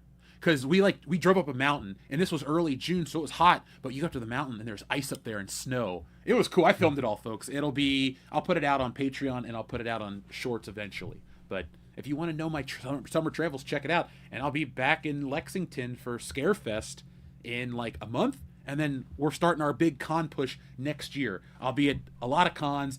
Now's the time. If you want me to show up at a con, it's got to be comic or toy related, I will go there. I'm not going to go to like anime cons because nobody knows us there. But New York next month. Come to New York, Jeff. It's too late to get a table for that, man. I'm talking like cons to work. I like going to cons. They're fun. But I'm in the mode where it's like I want to take my books around the world. So I got to, have a presence. Unless New York Comic Con is going to let me stand outside and say, hey, Wokebusters, take a copy. That type of shit. Dude, if you want to go around the world, they got some cons here in the Philippines. If you want to go to Manila, I will be your tour guide and show you around the city. We'll bring the kids there. They can look at how tall you are. They would love it. Hey, I might take you up on that. One of the guys on the show, his wife is from the Philippines, and she owns like some property and stuff, and he's always talking about going over to visit, so definitely make that happen. Dude, we got, I think, 2 Comic-Cons that happen in here. I'm forgetting the names right now, but I will definitely be there if you want to come over and visit. That just sounds fun. Like, it will be Comic-Con? That sounds great. Yeah. All right, Dylan, you got any books you want to recommend? I had a lot of books to recommend this week. I got a lot of books, and these are the ones I would recommend from them. Because not every book was a banger. There were some that weren't too great. But what I would recommend, Absolute Batman number 12. It was great. Really enjoyed it. Made best issue of the series. New issue of Batman and Robin starts off the new arc. It was really good, and we got the new artist that I liked a lot. We got Dark Patterns starting off a new arc, which was great. Dark Patterns has been consistently great. Aquaman, like Sully said, was great. I really like Aquaman. Iron Fist was surprisingly good. I thought this book was going to be dog shit, but I'm a Danny Rand fan, so I picked it up just to check out the first issue. And it was actually a really solid first issue. I disagree with Sully. This is the first issue of the series I've actually enjoyed. I like Captain America number 3. The flashbacks are still gay, but the Doom Cap stuff is good. Like, the Doom Cap stuff is good. There's a conversation between Doom and Cap where Cap's like, I spent my last few years before I got in the ice fighting Hitler. What's the difference between you and Hitler? And Doom looks him straight in the eyes and goes, Hitler was elected. It's like, oh, that's so good. I enjoyed that stuff. Then Ultimate Wolverine number 9 was good. Weaker side of the books, but I still liked it. Redcoat number 14 was great. Jeff Johns is still killing it. And then we're going to a new year in the next issue, so this is like the final thing from that. And then Survive from Venditti and Braithwaite was really good. It's a submarine thriller. We're in a Russian submarine and stuff goes wrong. It's really good. Dylan also recommends Transformers number 24 and Cage of Demon Hunter. Nope. Disavow all that. Yeah, someone said it in the chat. Are there any big fights this weekend? I think we got what was it? Kelvin Gastelum, because he missed his weight. I saw that. Again, yes. And this is at middleweight, not at welterweight, because he fluctuates between the two. So yeah, he weighed in at 191. Is that the one tonight you're talking about? Yeah, we got UFC Noche, I believe is what they call their Mexican card. So that's what's happening tonight. But the main event's a good fight, so hopefully it'll be a good card. Very nice. Josh, you recommended any books this week? It was a big Batman week. It was. I'm gonna literally recommend everything Dylan just recommended. I would take Absolute Batman off. Again, that's just not my cup of tea. And I would add Transformers in that place. Another book I'd mention, I think this month's issue was a little softer because it felt more set up, is Feral. I think Feral continues to be a terrific book. Every arc, they have an issue where you can tell they're getting ready to do some really crazy shit. And this was the issue that felt like it was setting up for some really crazy shit. So next month, I think, is going to be bonkers. Did you get to read Conan the Barbarian? Dude, it bombed. Like, it was such a good book. Not enough people are talking about Redcoat either. Like, I thought this is probably the second best issue of Redcoat behind issue number 7. That book continues to just surprise me. Yeah, so Redcoat was great. Yeah. Conan was the one for me, though. As great as the week was, I thought that was like... So Drew and I do floppy drop on Thursdays, and I text him at one point. I was like, dude, this week is like really freaking good, because I waited too late to start reading books, and then I was trying to cram, and I was mad that I crammed these books because I wanted to savor them. So Absolutely fantastic week, and we will have a plus size best of the week with Drew later tonight. Sparrow, last but not least, no camera, but you do got some comic books to recommend, maybe? I do. I went out and I picked up a bunch of comic books. I actually filled in some gaps. I bought some covers that I liked on books that I already owned. So I went out and I basically went on a G.I. Joe and Transformers spree. I also picked G.I. Joe 10. I thought it came out this week, but maybe it came out previously. They had new under it, which is got a great ending, a great cliffhanger ending that I absolutely loved and can't wait to see issue 11. I think that there's just so much good stuff happening right now. Conan was my pick of the week, even though I really love Transformers, but I'm a Conan guy as well, and that one really spoke to me. It came out a couple weeks ago, but I picked up Shredder #1. It's not bad. I don't know if it's good enough to get me to buy #2, but I did kind of like the setup. So we'll see how that goes. I also picked up some great toys out here roaming around Washington. I found the Cyborg Superman from McFarlane. I found the Eradicator, and I found the Batman from JLA, the Grant Morrison, Howard Porter version, all in black. So now I'm only the legs away from completing my Plastic Man figure. I do want to recommend some other comics out there. Check out the Kickstarter for Sugar Bomb. That book looks like a lot of fun. I got to read the beginning of it. I haven't finished it yet, but it is wacky and another book that could easily take place in the world of Doomface. Also, I just finished my editorial pass on the Atlantean #3. And that is a banger, and it's got some great action, especially at the end, and a really creepy serpent monster that I think people are going to want to check out. So those are my recommendations at the moment. Well, thank you very much. I'm glad that we had a great discussion and panel. I know these things can be difficult to talk about, but I think everyone handled it very, very well. And certainly the chat was banging as usual. Hope everyone has a fantastic weekend. Certainly be rooting on the Chiefs this weekend as they take on those dastardly Philadelphia Eagles. Boo, Philadelphia. Exactly. I'll actually be cheering for the Chiefs for once. Yeah. Yay, Yay, shot every sports time they ball. say Taylor Swift. Dude, Hey, yeah, God bless the chat, and God bless America. Yankees Red Sox Absolutely. 3:30. Come and see. I'm And here I for will- the Bengals, so. We will see you all next weekend, folks.